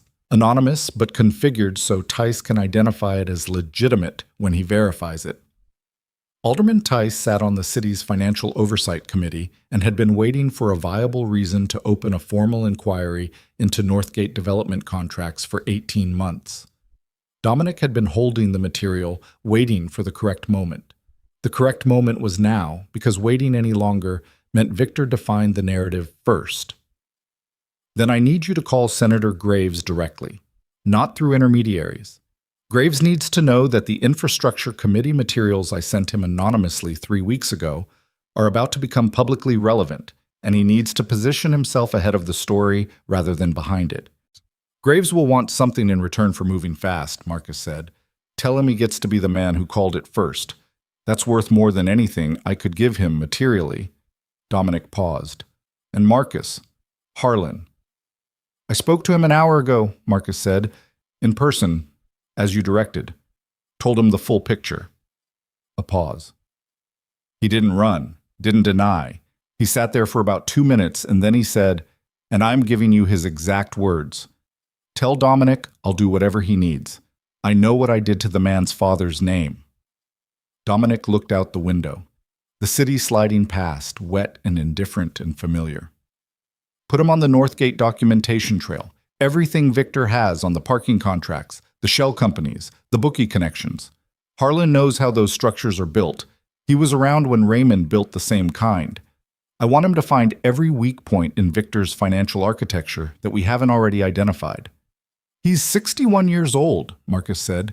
He hasn't done active work in... He knows what debt feels like, Dominic said. He knows what it means to be used. Use that. He paused. He can make it right. He ended the call. The car was moving through the financial district now, the weekend version, empty of its weekday authority, just glass and steel in the gray afternoon light. He called Hargrove. I need you to prepare a voluntary disclosure statement, he said. Criminal enterprise, financial irregularities, everything the Courier is going to publish plus what they don't have yet. Clean, complete, attorney drafted. Hargrove was quiet for 4 full seconds. In 20 years of legal practice, he had managed his reactions to his clients' decisions with professional discipline, but 4 seconds was Hargrove's tell, the gap between his first instinct and his professional function. Dominic, a voluntary disclosure. I know what it means, Dominic said. It means I give investigators something they can use, and I get to control the shape of the cooperation. It means I'm not a target. I'm a source. He paused. Victor wins tonight at 8 o'clock if I'm the subject of the story. I need to be a different character by morning. The legal exposure alone, Hargrove, I need it drafted by 6 a.m. Can you do that? Another silence, shorter. Yes, Hargrove said. "But you need to understand that once this is filed—" "I understand," Dominic said. "Start tonight." He ended the call and sat back and looked at the ceiling of the car for a moment. The leather was soft and the insulation was good, and in the hermetic quiet of the moving vehicle, he was temporarily nowhere. Not at the secondary office, not at the penthouse, not at Rosie's or the Eastport warehouse or the Carver Street Park, just in motion between things. He took out his phone one more time, typed to Ivy. "It's moving. You'll know what I've decided by morning. Stay inside tonight if you can." He paused, then added, "I'm sorry your name is in this. That's mine to carry." Her response came in 4 minutes. "Carry it by fixing it. Update me at midnight." He put the phone in his pocket and looked out the window and said to Reyes, "I need to see Victor Sorin." Reyes didn't respond verbally. The car took a different route. Victor's legitimate base of operations was a property management company headquartered in a clean, anonymous office building in the Northgate district. The kind of building that cost enough to signal stability without costing enough to invite curiosity. Dominic knew the address the way he knew all addresses that mattered, completely, including the parking structure access points, the security rotation schedule, and the fact that Victor kept Saturday afternoon hours because Victor believed in the optics of diligence. The security in the lobby was good. 2 men, professional, the kind of professional that meant Victor paid for quality. They clocked Dominic the moment he walked through the glass doors, and one of them moved to intercept with his hand, not quite near his jacket, but oriented toward it in a way that communicated readiness without commitment. Dominic stopped 8 feet from the desk and held the man's gaze and said, "Tell Victor that Dominic Vale is in his lobby and would like 5 minutes. Tell him I came alone and I'm not here to negotiate." Tell him exactly those words. The security man studied him for a moment, the assessment of a professional reading threat level, checking the geometry of the room, calculating. Then he picked up the desk phone without taking his eyes off Dominic and spoke quietly into it. 30 seconds. "He'll see you," the man said. "7th floor." Dominic took the elevator. His reflection in the polished metal doors looked back at him, jacket still damp at the shoulders from the earlier rain, jaw set, the specific expression he wore when he was doing something that had no reversible form. He looked at himself until the doors opened. Victor Sorin's office was large and precisely curated in a way that communicated considered wealth. Nothing ostentatious, everything selected, the office of a man who understood that restraint was its own form of display. Victor himself was standing at the window in an almost identical posture to the one Dominic had been standing in 11 weeks ago in his own office before a courier walked in and demanded to see his ID. The observation landed in Dominic's chest with a small, dry irony. Victor turned. He was 63, compact, with the gray-haired, sharp-faced look of a man who had aged into his most dangerous form. His eyes moved over Dominic with professional speed and arrived at some internal conclusion that expressed itself as a slight, controlled smile. "You came," Victor said. Not surprised. "I didn't expect you until Sunday." "I'm not here for the meeting you proposed," Dominic said. He remained standing near the door. "I'm here to tell you directly what happens next, because we've been communicating through intermediaries and actions and warehouse walls, and I think the situation is past that." Victor moved to the chair behind his desk, but didn't sit. Stood behind it, hands resting on the back, the posture of a man maintaining the geometry of authority. "By all means." "The courier story runs tonight," Dominic said. "I'm not stopping it. I'm preparing a voluntary disclosure that will be filed with the City Financial Crimes Office by tomorrow morning, which reconfigures the story from exposure to cooperation. The financial records Victor leaked become the foundation of an investigation that Victor is at the center of, not me." He kept his voice level. "The equity vehicle documentation goes to Alderman Tice's office and—" He checked his watch. 40 minutes. "The Northgate contract irregularities go to Senator Graves tonight. By Monday morning, you will have 3 separate government bodies with active interest in your financial infrastructure." Victor's smile had not moved. "You're describing a war," he said. "I'm describing the end of one," Dominic said. "You've been building a position against me for 3 years. You used a 9-year-old girl. You used a 61-year-old man's gambling debt. You put a civilian woman's name in a newspaper. His voice remained even, but something in the evenness had an edge now. Not raised, just edged, the way a tool is edged. You're effective, Victor, I'll give you that. You identified the pressure points and you applied pressure systematically, and you were right that they would affect me. He looked at Victor directly. But you made the same mistake everyone makes. You assumed that the things that could hurt me were things I would protect by hiding them. You didn't account for the possibility that I would stop hiding. Victor was quiet for a moment. The smile had shifted, still controlled, but recalibrated. The disclosure protects the Empire, he said. That's a tactical move. You're not walking away from anything. The disclosure starts a process, Dominic said. Where it ends isn't something I can completely control. That's the point. He paused. I'm 35 years old and I inherited a machine that my father built, and I've been running it because that's what you do with things you inherit when you don't know yet how to choose differently. He looked at Victor. I'm choosing differently. You're choosing a woman, Victor said. The first time something that wasn't smooth had entered his voice, something with an edge of contempt in it, the kind that came from a man who had spent a long time believing that sentiment was a structural weakness to be exploited. I'm choosing not to be my father, Dominic said. She's the reason I know the difference. Victor looked at him for a long moment.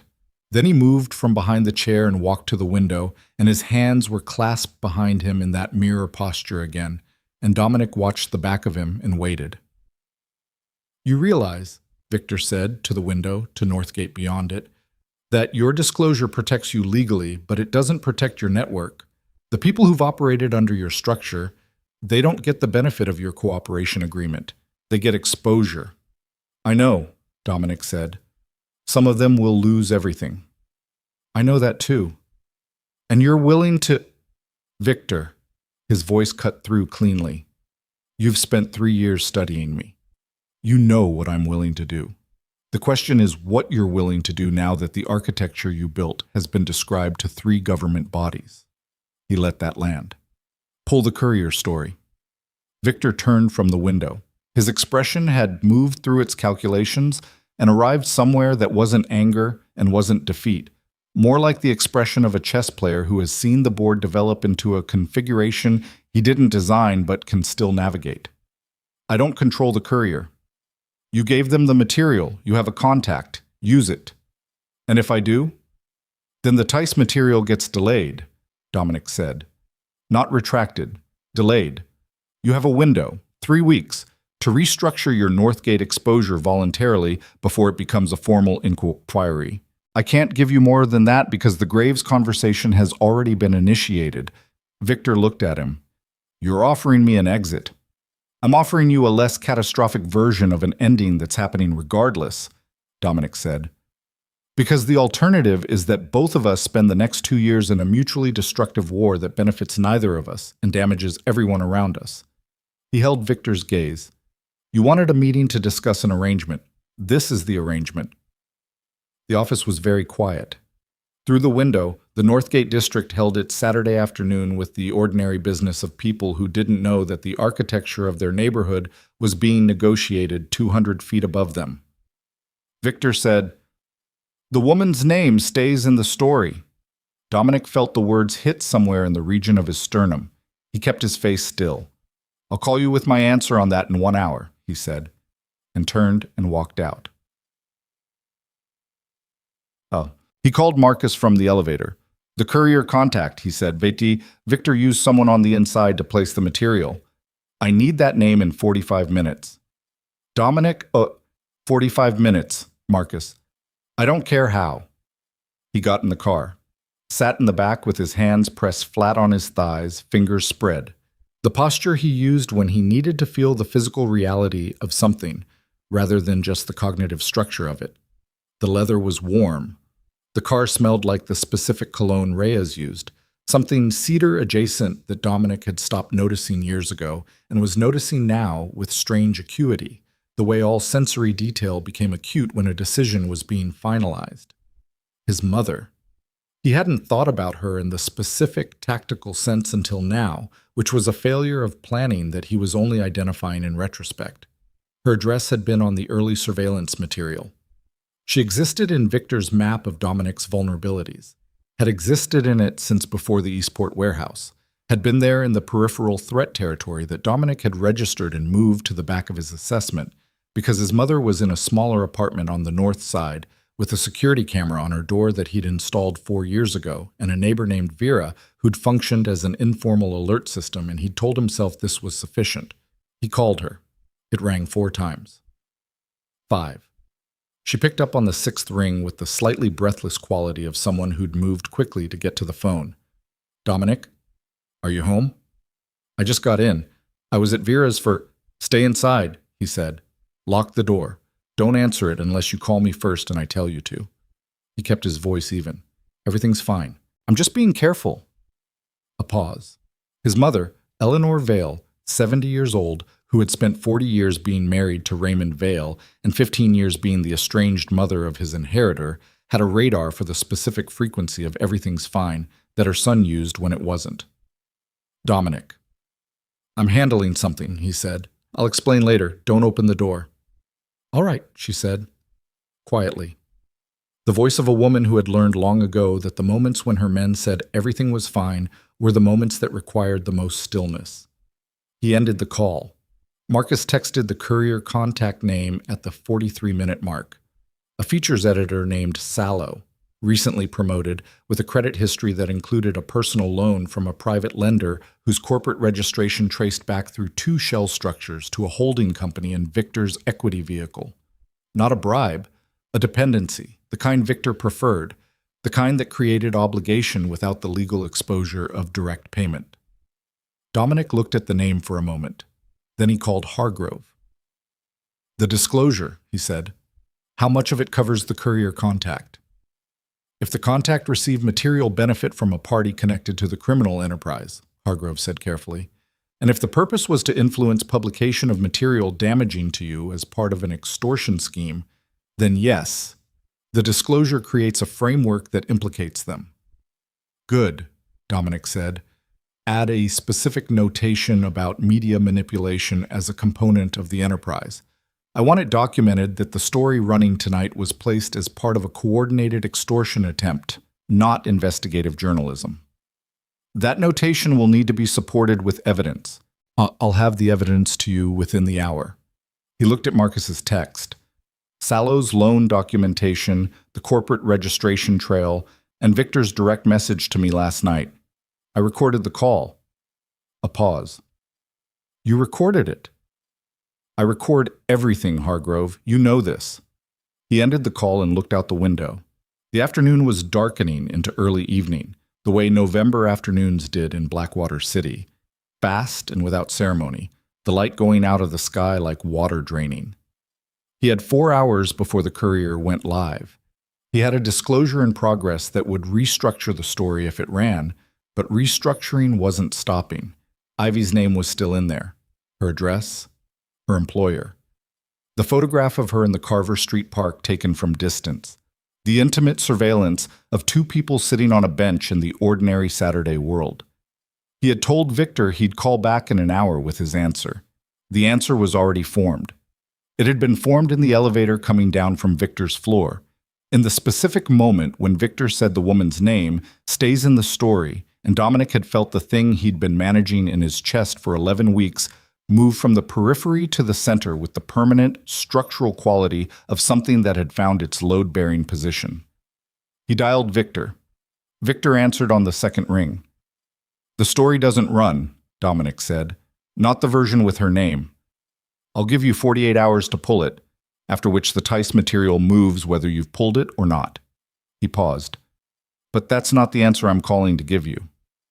Then what is? I'm done managing this, Dominic said. Not just you, the whole thing, the 15 years of it. He paused. Outside, Blackwater City was sliding into evening. I told you I inherited a landscape. What I didn't say is that I've been using the inheritance as an excuse not to look at what I've actually been choosing day by day for 15 years. He looked at the darkening sky. I'm going to cooperate with the disclosure completely, not strategically. Actually. That means the empire gets dismantled. Not all of it, not overnight. but the parts that exist purely because Raymond Vale built them on fear, and I maintained them because they were already there. It takes months, maybe longer. It's going to cost people I've worked with, and I'll do what I can for them, but I can't protect all of it." Victor was quiet. "You wanted a war," Dominic said. "I'm not giving you one. I'm giving you something worse. I'm giving you a man who doesn't have anything to protect by fighting." He heard his own voice saying it and recognized it as the truest thing he'd said out loud in 15 years of conversations that were almost entirely constructed. "Pull the story, take the 3 weeks. That's the last offer." Victor said nothing for 4 seconds. 5. Then, "I'll make a call." The line went dead. Dominic set the phone down on the seat beside him and pressed his head back against the headrest and looked at the ceiling and breathed. His heart was doing something in his chest that it didn't usually do. Not racing, just present, loud. The physical reality of a body that had been running on controlled adrenaline for 18 hours and had just been told it could stop for 30 seconds. He picked the phone back up, texted Ivy. "It's moving. Disclosure goes to Hargrove tonight. I think the story gets pulled, but I can't guarantee it. Whatever happens tonight, I need you to know the decision I made wasn't about protecting the Empire." He set the phone down again, picked it up again, added, "It was about what you said in the park, whether the landscape is still where I want to be." Sent it before he could reconsider the honesty of it. Her response took 8 minutes, and he sat in the moving car in the darkening city and waited for it with the specific quality of stillness that he'd spent 35 years calling composure, and was only now understanding was something different, not the management of feeling, but the willingness to feel it without immediately building a structure around it. The phone buzzed. "I saw the decision you made before you told me. It was in how you talked to me in the park." A pause between messages, the 3 dots indicating more coming. "Midnight update. Don't forget." He looked at the message for a moment. Then he put the phone in his breast pocket, next to his heartbeat. "Take me to the secondary office," he told Reyes, "and then go home. I'll call you when I need you." Reyes glanced in the rearview mirror, a brief professional glance that contained something warmer than professionalism, the look of a man who has driven another man through many versions of his life and recognizes a different version beginning. "Yes, sir," he said. The city moved past. The lights were coming on in the buildings, windows warming, the office towers going dark from the top down as the weekend emptied them, the residential blocks brightening in the inverse pattern as people came home to their ordinary evenings. Dominic watched it and thought about his father in that hospital room, turning toward him with something to say that neither of them had known how to begin, and thought about a woman who'd asked for the honest assessment and not the managed comfort, and thought about the landscape and the choice and the specific weight of 15 years of decisions that had accumulated into a structure he was now, piece by piece, beginning to take apart. His phone buzzed. Not Ivy this time. Not Marcus. An unknown number, text only. He opened it. A photograph. Not surveillance. Close range, taken in the past hour. His mother's apartment building, the north side, Vera's window visible on the left, and on the front steps of the building, a man Dominic didn't recognize, standing with his hands in his jacket pockets, looking directly at the camera as though he knew the photograph was being taken and sent. Below the photograph, 5 words. Victor says hello. Clock's running. Dominic's thumb was already moving. Marcus on speed dial, the phone at his ear before the car had finished processing the turn signal. His voice, when Marcus picked up, stripped of everything except the operational necessity of the next 60 seconds. My mother's building, north side, right now. Everything we have. Move! The car lurched as Reyes, who had not been told, but who had been driving Dominic Vale long enough to read the specific register of right now in his employer's voice, ran the light at Callaway and 9th and pressed the accelerator to the floor, and the city blurred past in streaks of orange and white, and the dark between them. And Dominic sat forward in the seat with his phone pressed to his ear and his free hand gripped around the door handle, and his heart doing its loud, present, structural work in his chest, and thought with perfect clarity. Victor didn't take the offer. Victor decided to show me the cost of choosing differently, and understood, in the same moment with the same clarity, that the car hit 60 on Callaway and Dominic stopped counting seconds. Marcus was already talking in his ear. 2 men en route. ETA 4 minutes. The building's front entrance visible on the security feed Dominic had installed 4 years ago and monitored from a secondary app on his phone. Dominic had the app open now, the small, grainy rectangle of his mother's building entrance filling the screen, and the man from the photograph was still there, still standing on the front steps with his hands in his jacket pockets. Not moving, not threatening, just present. A human punctuation mark placed deliberately in Dominic's field of vision to communicate a single thing. I am here, and you cannot stop me from being here. That was the message. Not action, presence. Victor wasn't sending someone to hurt Eleanor Vale. Victor was sending someone to stand outside her building so that Dominic would spend the next 6 hours understanding what it felt like to have the people he loved held in a man's peripheral vision like objects on a shelf that he hadn't touched yet. The car turned onto Callaway North and Dominic saw the building from 200 meters out. The modest brick facade, Vera's window lit on the left, the security camera above the entrance that he'd paid a local contractor to install and had never told his mother the full reason for. And on the steps, the man, jacket, hands, stillness. Stop here, Dominic said. Reyes stopped. Dominic got out. He walked toward the building at a pace that was not hurried because hurrying would have communicated the specific form of fear Victor wanted him to feel, and he was not going to perform Victor's intended emotion on Victor's stage. His shoes on the wet sidewalk made no sound worth noting. The cold air hit his face and he let it. The man on the steps watched him come. He was perhaps 40, unremarkable in the deliberate way of people employed for situations where being remembered was a professional failure. His hands stayed in his pockets. His expression was the blank professional expression of a man completing a task. Dominic stopped 4 feet from him. Tell Victor I got the message, Dominic said. The man said nothing. Tell him the answer is the same. 3 weeks, the Northgate restructure, and it ends. He held the man's gaze. And tell him that the next person he puts outside this building will be the moment I stop offering him exits. He said it in the same even voice he used for everything, which was not a performance of calm but an actual quality of it.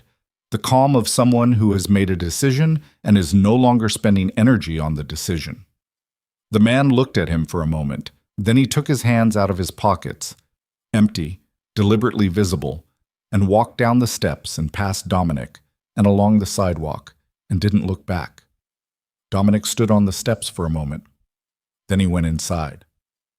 His mother opened the door before he knocked, which meant she'd been watching the security camera feed on the small monitor he'd installed in her kitchen 3 years ago, and she'd seen him coming. Eleanor Vale was 70 years old and had the specific physical quality of a woman who had been beautiful in a way that was structural rather than decorative, and had aged into something more authoritative than beauty. Good bones, steady eyes, white hair she wore without apology in a practical cut that she'd adopted the year after Raymond died, and had kept because it was hers. She looked at him in the doorway and said nothing for a moment. Then, "Come in." Her apartment was warm and small and arranged with the particular care of someone who had lived inside large, expensive spaces for most of their life and had discovered, late, that they preferred something they could manage themselves. Books on the windowsill, a plant that was actually alive, a kitchen that smelled of the tea she'd been making when he called. She poured him a cup without asking, set it on the table, sat down across from him.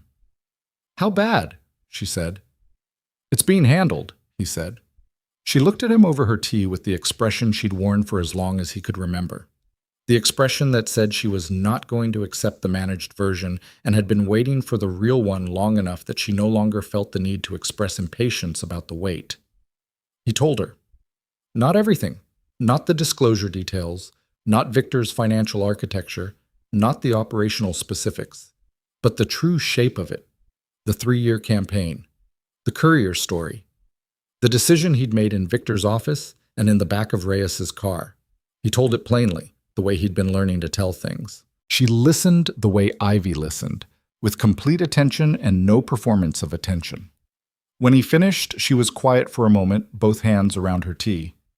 "You're dismantling it," she said. "Not overnight," he said. "But yes." She looked at the table, at her hands. "Your father would have called that surrender," she said. "I know." He would have been wrong. She looked up at him. Her eyes were steady, and there was something in them that he hadn't seen there in years. Not relief exactly, more like the specific expression of a woman who has been waiting for a particular sentence and has finally heard it. Raymond built the whole thing from fear, she said. Fear of being ordinary. Fear of being the man his own father was, which was a small man with a small life and a large amount of rage about it. She set the tea down. He was terrified every day of his life, and he called it power. She paused. I watched him. For 40 years I watched him, and I never found a way to tell him that the terror was the machine, that everything he built was just the terror, given a structure. She looked at Dominic. I see him in you sometimes. Less every year, but sometimes. He sat with that. Let it be what it was. There's a woman, he said. I know, his mother said. You called me on a Saturday afternoon about a man standing outside my building, which means she matters enough to have made you feel the difference between things you'll protect and things you'll lose. She picked her tea back up. Bring her to dinner, not a formal thing, just dinner. He looked at her. Somewhere in the region of his chest, the loud, present work of his heart had settled into something steadier. She'll ask to see your ID first, he said. Eleanor Vale smiled. It was the first time in a long time he'd made his mother smile, without trying to. The Courier story ran at 8 p.m. as scheduled. Dominic was at Hargrove's office when it went live, sitting at a conference table surrounded by 3 lawyers and 2 paralegals and a voluntary disclosure document that was 47 pages and represented the most dangerous thing Dominic Vale had ever signed his name to. More dangerous than any deal with any syndicate. More dangerous than any territorial agreement or financial arrangement or operational decision in 15 years of running an empire. Because all of those decisions had been made within the rules of a world he understood, and this one was made in the world outside it, where the rules were different and the outcomes were not his to control. He read every page, initialed every section, signed the final page with the same steady hand he signed everything with. Hargrove watched him do it with the expression of a man who had served clients in the full spectrum of human decision-making for 20 years, and was seeing something he hadn't expected to see. This is complete, Hargrove said.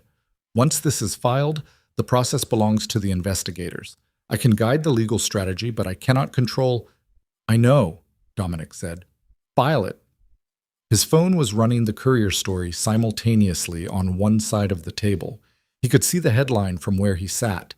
Vale Empire Exposed, Criminal Network Spanning 2 Generations.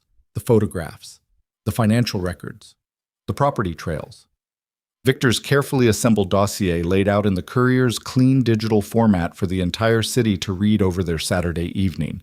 Ivy's name was in the 4th paragraph. Her photograph, the Carver Street Park bench taken from distance, ran alongside the text. The framing was exactly what Hargrove had predicted. Person of interest, possible victim, investigation ongoing. Her home address was listed. Her employer was listed. Dominic read that paragraph and felt the specific quality of cost that had no financial equivalent. The cost of having brought the real world into contact with a life that had been built carefully, honestly, with 3 years of late-night cost projections, and 2 jobs and beaten sneakers, and the kind of discipline that came from wanting something badly enough to work toward it, even when it was slow. He texted Marcus. Story is live. Disclosure filed. Where are we on Victor's call to the Courier? Marcus responded in 2 minutes. Victor made the call at 7:52. They didn't pull it. Sallow overrode him. Personal decision, says the material was already set and pulling it would compromise editorial independence. Victor's contact wasn't sufficient leverage once the material was submitted. Dominic looked at the message, then at the disclosure document, its final page with his signature still visible from across the table. He had one more call to make. He stepped out of Hargrove's conference room into the hallway and dialed the direct number for Deputy Commissioner Aldrich Fenn of the Blackwater City Financial Crimes Division, a number he had held for 4 years without using, the kind of number you kept as insurance and hoped to never need. Fenn picked up on the 3rd ring, which meant he'd seen the Courier story and was already sitting next to his phone. Commissioner, Dominic said, my name is Dominic Vale. I believe you've been reading about me tonight. I'd like to discuss the voluntary disclosure my attorneys are filing with your office as we speak. And I'd like to suggest that the woman named in the fourth paragraph of the Courier story is not a person of interest in any investigation, and that your office should say so publicly before morning." He paused. "I'll give you everything you need to make that statement accurately, starting tonight." Fenn was quiet for 4 seconds. "Mr. Vale," he said, "I think we should meet in person." "That's why I'm calling," Dominic said. He got to Rosie's at 12:04.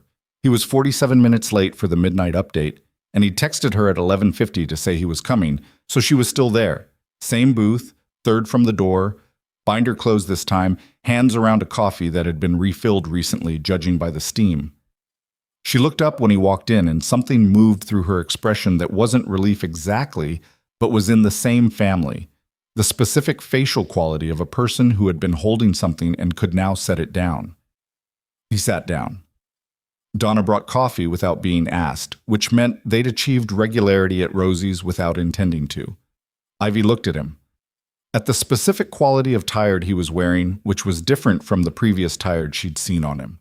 Not the tired of sustained control, but the tired of sustained honesty, which was a different muscle group and exhausted differently. "The story ran," she said. "Yes." "My name's in it." "Yes." He held her gaze. "The Deputy Commissioner of Financial Crimes is making a statement by morning that you are not a person of interest and have no connection to any investigation. Hargrove is drafting a request for the Courier to issue a clarification. It won't undo the initial exposure, but it will correct the record." He paused. "I'm sorry that's not faster." She looked at her coffee, turned it in her hands. "I called my supervisor tonight when the story went live," she said. "He'd already seen it. He was decent about it. Said he'd wait for more information before making any decisions about my employment." She looked up. "My landlord called too. Less decent." Dominic's jaw tightened. "I'm not telling you that for your guilt," she said immediately. "I'm telling you because I'm not going to pretend those things didn't happen. They did, and I'm going to deal with them." She set the coffee down. "The disclosure, you actually filed it." "Yes." "Not strategically." "No." She looked at him for a long moment. "Tell me what comes next," she said. "Honestly, not the best case." He told her. The investigation timeline. Months, possibly longer. The empire in partial dismantle. The parts that could be restructured. The parts that couldn't be cut away. Legal exposure he couldn't fully predict. Allies who were already distancing. The network diagram with its 12 nodes, some salvageable, some not. He told it all plainly, the way she'd asked him to tell things from the beginning. She listened with her full attention until he was done. "Victor," she said. "What happens to Victor?" "The Tice material is in motion. Graves is positioned. The Northgate contracts will be under formal inquiry by Tuesday." He paused. "Victor built his leverage on information and financial dependency. Both are being removed. Without them, he doesn't have the structural support to project force. Not against me, not against anyone connected to me." He looked at her. "He's not going to come after you. He's going to spend the next year managing his own exposure." "You're sure?" "I'm sure about the financial dismantle. I'm less sure about the timing and the legal outcomes." He held her gaze. "I'm sure about you not being in danger. That I will make certain of regardless of everything else." She was quiet for a moment. Outside, the rain had started again. The late-night version, soft and steady against Rosie's windows. The neon O still flickering its slow pulse above the door. "I need to ask you something," she said, "and I need you to answer it without managing the answer." "All right." "Do you actually want a different life?" she said. "Not because of me. Not because Victor forced the decision or the disclosure created a structure you had to follow. Do you actually want—" She paused, and the pause had weight in it, the weight of a woman who had spent a long time watching people want things they said they wanted, to be someone other than who you've been. He looked at her, at the question, at the woman asking it, the worn jacket, the steady eyes, the specific quality of patience she had that was not passivity but genuine willingness to receive an honest answer rather than a reassuring one. "I don't know who I am outside of it," he said. 15 years of being one thing doesn't leave a clear picture of what else there is. He paused. But I know what I felt when I was sitting in Victor's office and he said your name was staying in the story. And I know that the decision I made in that elevator coming down was not about protecting the Empire. The Empire would have been better protected by taking Victor's arrangement. He looked at the table, at his hands. Steady as always, which was one of the things he'd been most proud of for most of his life and was now understanding was not the whole story of what he was capable of. The decision was about who I wanted to be when I walked back into the world after that room. He looked up at her. I don't know who that is yet, but I know it's not Raymond Vale, and I know it's someone who tells you the truth even when the truth isn't settled yet. The diner was very quiet around them. Donna was doing her end-of-night wipe-down at the far counter, moving with the practiced efficiency of a woman who had heard 10,000 conversations in this room and registered none of them. The coffee case hummed. The O above the door flickered. Ivy looked at him for a long time. Then she reached across the table and put her hand over his. Not dramatically, not with the quality of a gesture being performed, just the simple physical fact of her hand on his, warm from the coffee cup, certain in its placement. Okay, she said. It was the same word she'd used in the Carver Street Park. It had the same architecture, acknowledgement, reciprocation, and a form of courage that required no elaboration. He looked at her hand on his and felt the weight of it, the real weight of a real thing, and did not build a structure around it, just let it be what it was. They stayed at Rosie's until 2 in the morning, talking about nothing catastrophic, the bakery, the Carver Street space, the recipe she'd been developing for a brown butter cardamom loaf that she'd made 3 test versions of and still wasn't satisfied with. He asked questions that were genuine. She answered in the specific details she used when she wasn't guarding herself. At some point, Donna refreshed their coffee without asking, and the night continued to do the quiet thing that night did, and Blackwater City arranged itself around the diner in its wet, ordinary darkness, and the 2 people in the third booth from the door sat in it together. The deputy commissioner's statement went out at 7:15 the following morning. Clean, direct. Ivy Mercer had no connection to any ongoing investigation, was not a person of interest, and the courier would be contacted regarding the accuracy of their framing. Hargrove had the clarification request filed before 8. The investigation itself moved faster than Dominic had projected, because Deputy Commissioner Fenn turned out to be a man who had been waiting for exactly this kind of case. A voluntary disclosure with documentary evidence that could be prosecuted without the years of surveillance and infiltration that such cases typically required. Fenn was thorough and not unkind, which were the 2 qualities Dominic found he valued most in the people he spent the next 4 months meeting with extensively. Victor Soren was formally charged with financial fraud, extortion, and conspiracy 11 weeks after the Courier story ran. The Northgate contracts were voided by the city. The parking structure was seized as a criminal asset. Victor's lawyer was excellent, and the process was long and there were no clean endings, only the grinding institutional machinery of accountability doing its slow, imperfect work. But the machinery was moving and Victor was inside it, and the leverage structure he'd spent 3 years building had been taken apart piece by piece the way Dominic took apart most things, systematically, without spectacle, until there was nothing left to support the weight of what had been placed on it. Harlan Voss worked 16-hour days for 6 weeks compiling the documentation that became the core of the Northgate inquiry. He lost weight. He stopped sleeping much. He brought Marcus annotated binders of financial analysis that were, Marcus told Dominic, some of the best work he'd seen from anyone in 20 years. When it was over, Harlan sat across from Dominic in the secondary office, the last time Dominic would use the secondary office, as it turned out, and said, I let Raymond down. I let you down. I know there's no fixing that. Dominic looked at him.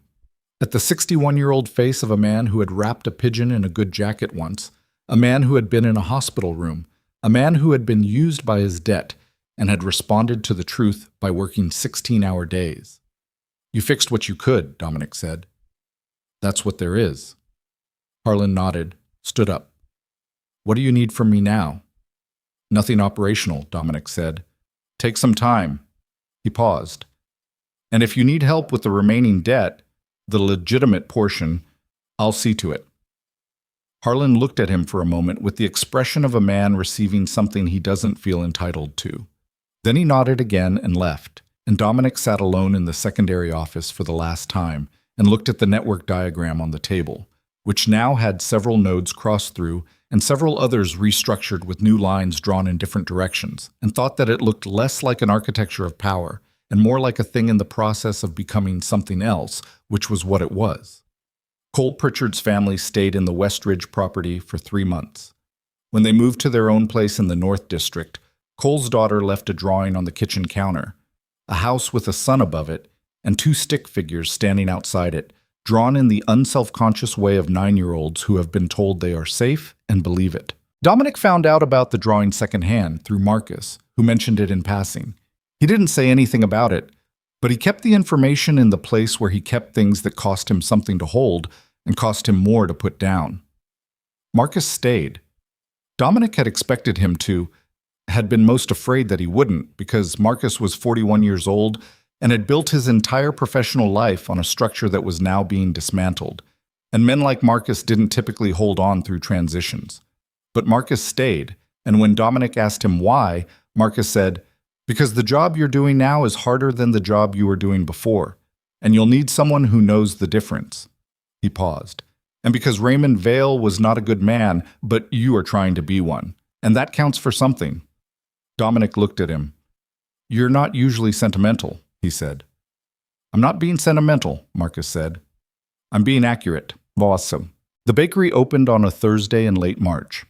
The Carver Street space had been everything Ivy's 3-year cost projections had said it would be, and one thing they hadn't: larger, in the way that the actual thing is always different from the planned thing, which is sometimes worse and sometimes better, and in this case was better. The pressed tin ceiling and the east-facing windows that let in the morning light at exactly the angle that made the bread cases glow like something deliberate. She had painted the walls herself, a warm cream that she'd spent 2 weekends and 4 sample pots arriving at.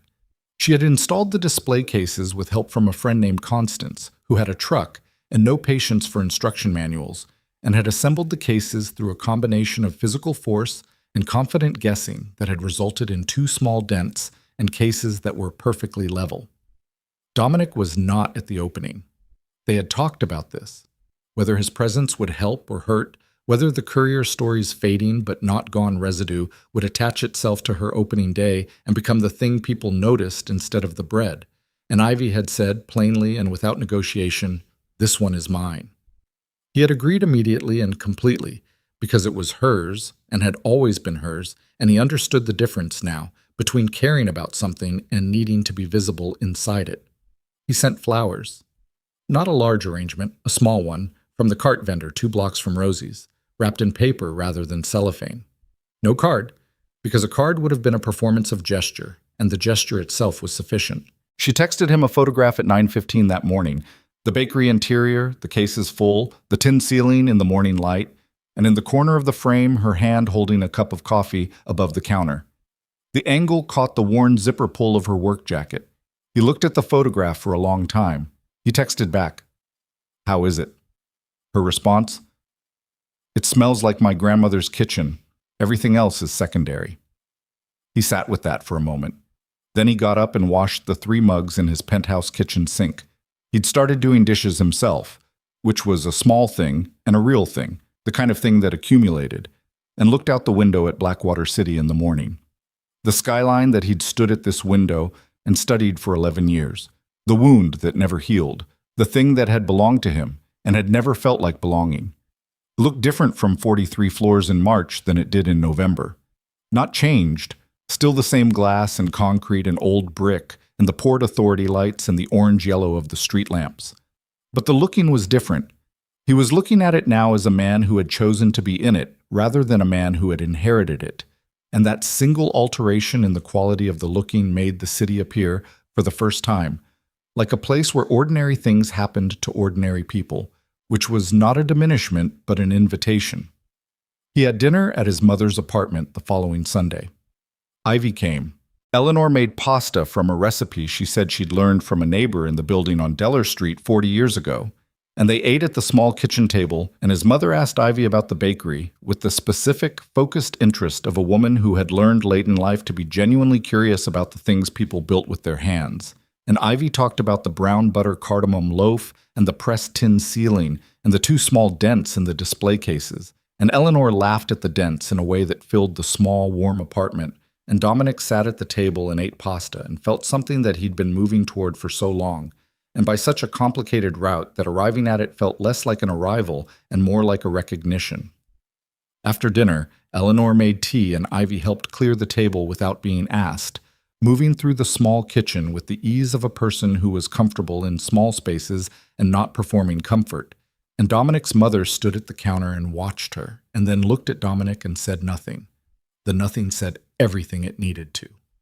He proposed in October, in the late afternoon, in the bakery after closing. The city had gone fall dark early the way it did, and the street outside was lit by the Carver Street lamps and the warm glow from Rosie's 2 blocks over. And inside the bakery, the display cases were empty and clean, and the chairs were upturned on the tables, and the place smelled of cinnamon and brown butter and the particular warmth of a day's work completed. Ivy was wiping down the counter. He was washing the last of the afternoon dishes. He had gotten better at this, though she still found his customer service irredeemably terrible, and told him so with a consistency he had come to understand was affection expressed through accuracy. He shut off the water, dried his hands on the towel hanging from the oven handle, turned around. She was looking at him. She'd been looking at him for a moment already. That reading look, the one he'd been on the receiving end of since a rainy afternoon when she'd demanded his ID before releasing a legal package, and which he'd spent a year understanding wasn't assessment for threat, but the genuine attention of a person interested in who you actually were. He took the ring from his shirt pocket. Not a grand production, just his hand opening, the ring in his palm, a simple band with a small stone that he'd chosen because she wore nothing decorative except one pair of earrings she'd had since before he knew her. And he understood that she preferred things that lasted over things that displayed. His hand was not steady. For the first time in longer than he could remember, his hand was not entirely steady, and he registered this without managing it. Just let it be visible, the physical truth of it, the way a body knows what the mind is doing when the mind is doing something real. "I can't promise a clean life," he said. "The investigation has another year in it at minimum. There are people I worked with who are facing things I couldn't prevent. There are parts of what I built that I'm not proud of and that I can't erase by cooperating with a process." He looked at her. "I can't promise easy. I know you know all of this already." He paused. "What I can promise is this. Every day I wake up, I choose to be the man who washed dishes in your bakery and told you the truth, even when it was unsettled and tried to deserve someone who checked his ID before she let him into his own building." He looked at the ring in his unsteady hand. "I can promise that. Every day, for however long we have." Ivy set down the cloth. She looked at the ring, then at his hand, then at his face. The full, reading look, taking all of it in, and he let it be taken in because he had nothing left to manage. Just the honest fact of himself standing in the warm, close smell of cinnamon and butter at the end of an ordinary day. "You're terrible at speeches," she said. "I know," he said. "That was the best thing you've ever said to me," she said.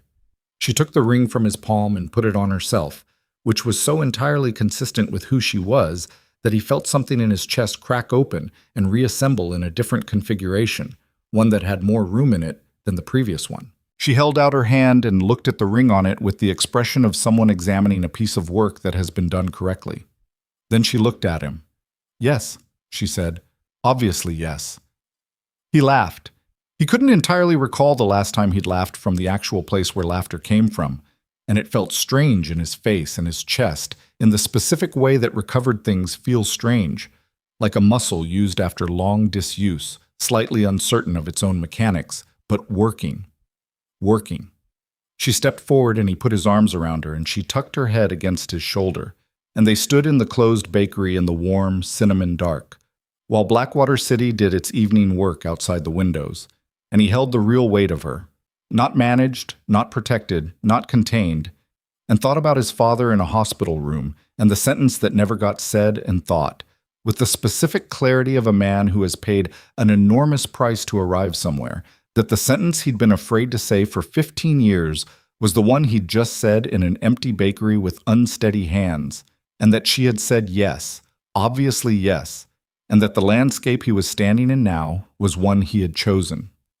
He thought about footsteps that didn't hesitate, about a woman who'd demanded his ID like he was an inconvenience on her schedule, about the third booth from the door at Rosie's on a Tuesday night in November, rain on the windows and cold coffee and a business plan spread out on the table, and the first time in 15 years that a room had felt like it contained nothing being hidden. Outside, Carver Street held its ordinary evening.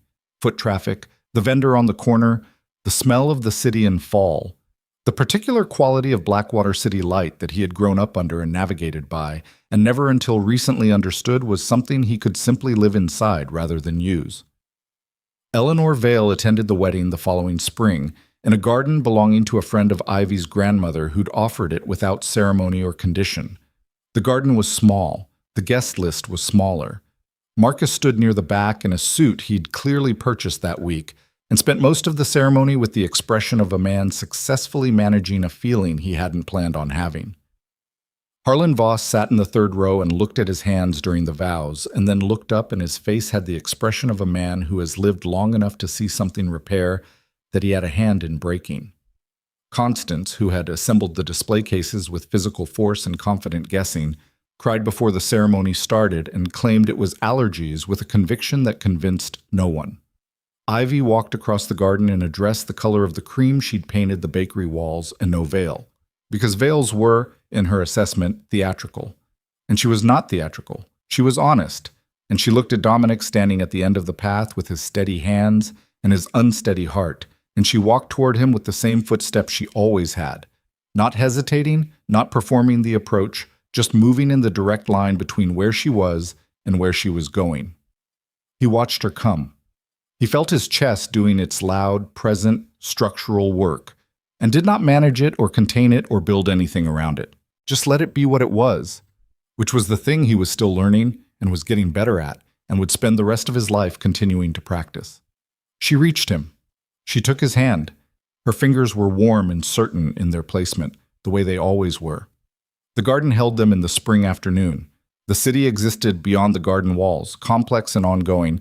The investigation and the dismantling and the long, slow work of changing a landscape piece by piece, still incomplete, still demanding, still costing the price that real change always costs. There was no clean ending. There was only the next day and the choice made in it, and the day after, and the choice made in that one.